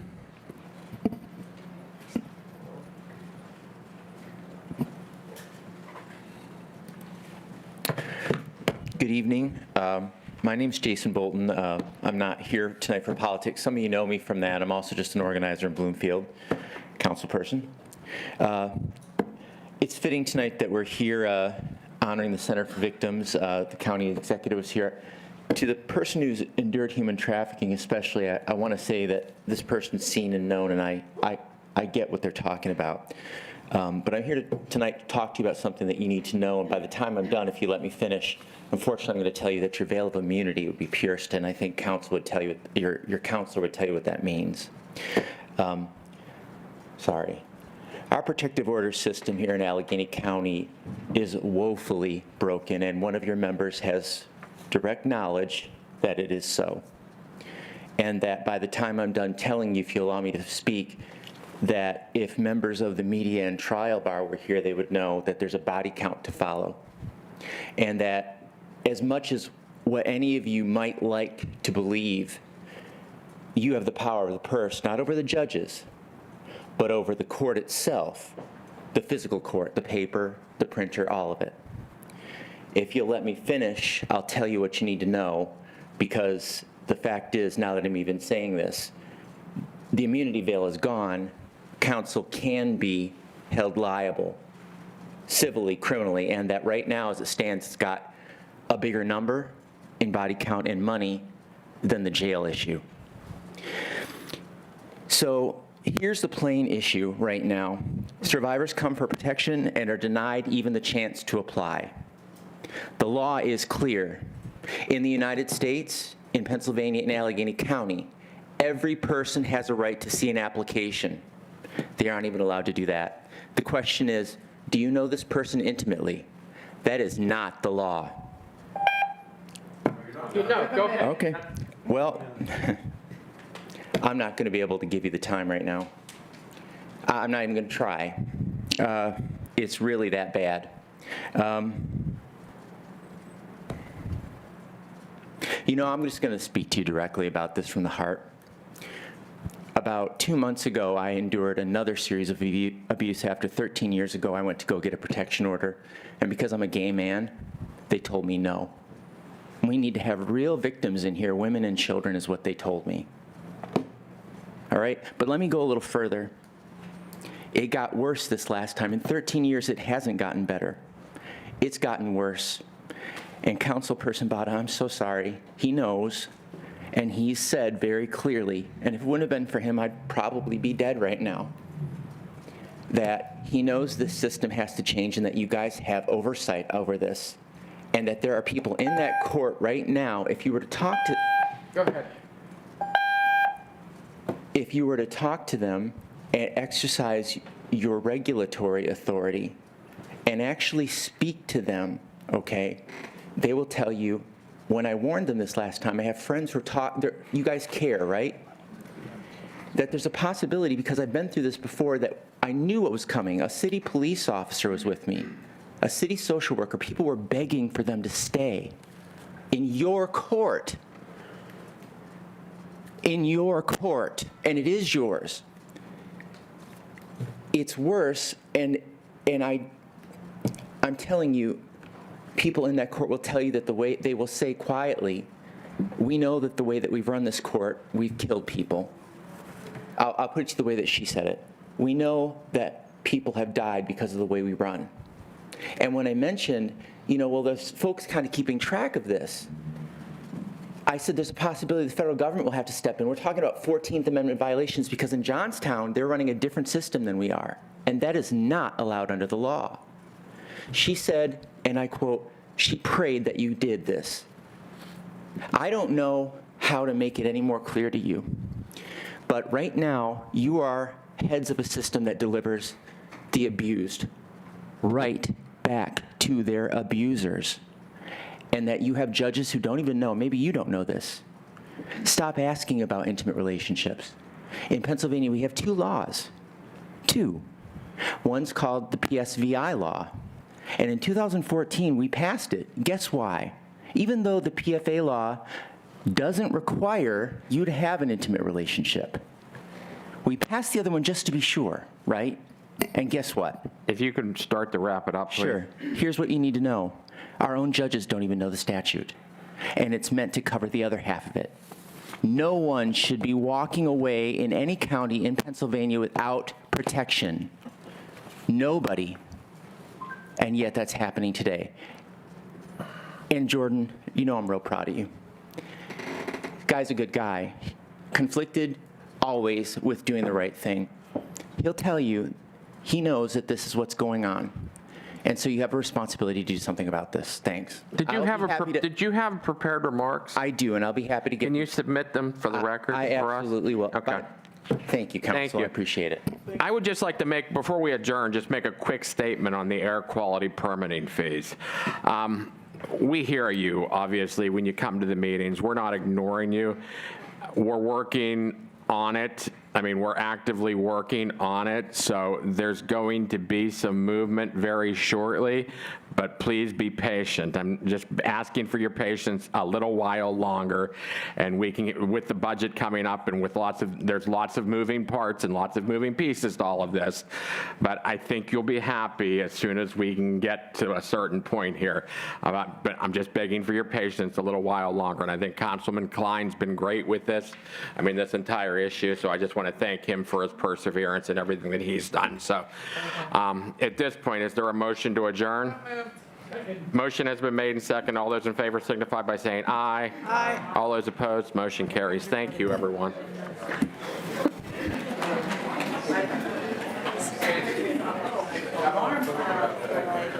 Got your email? Yes. Haven't had a chance to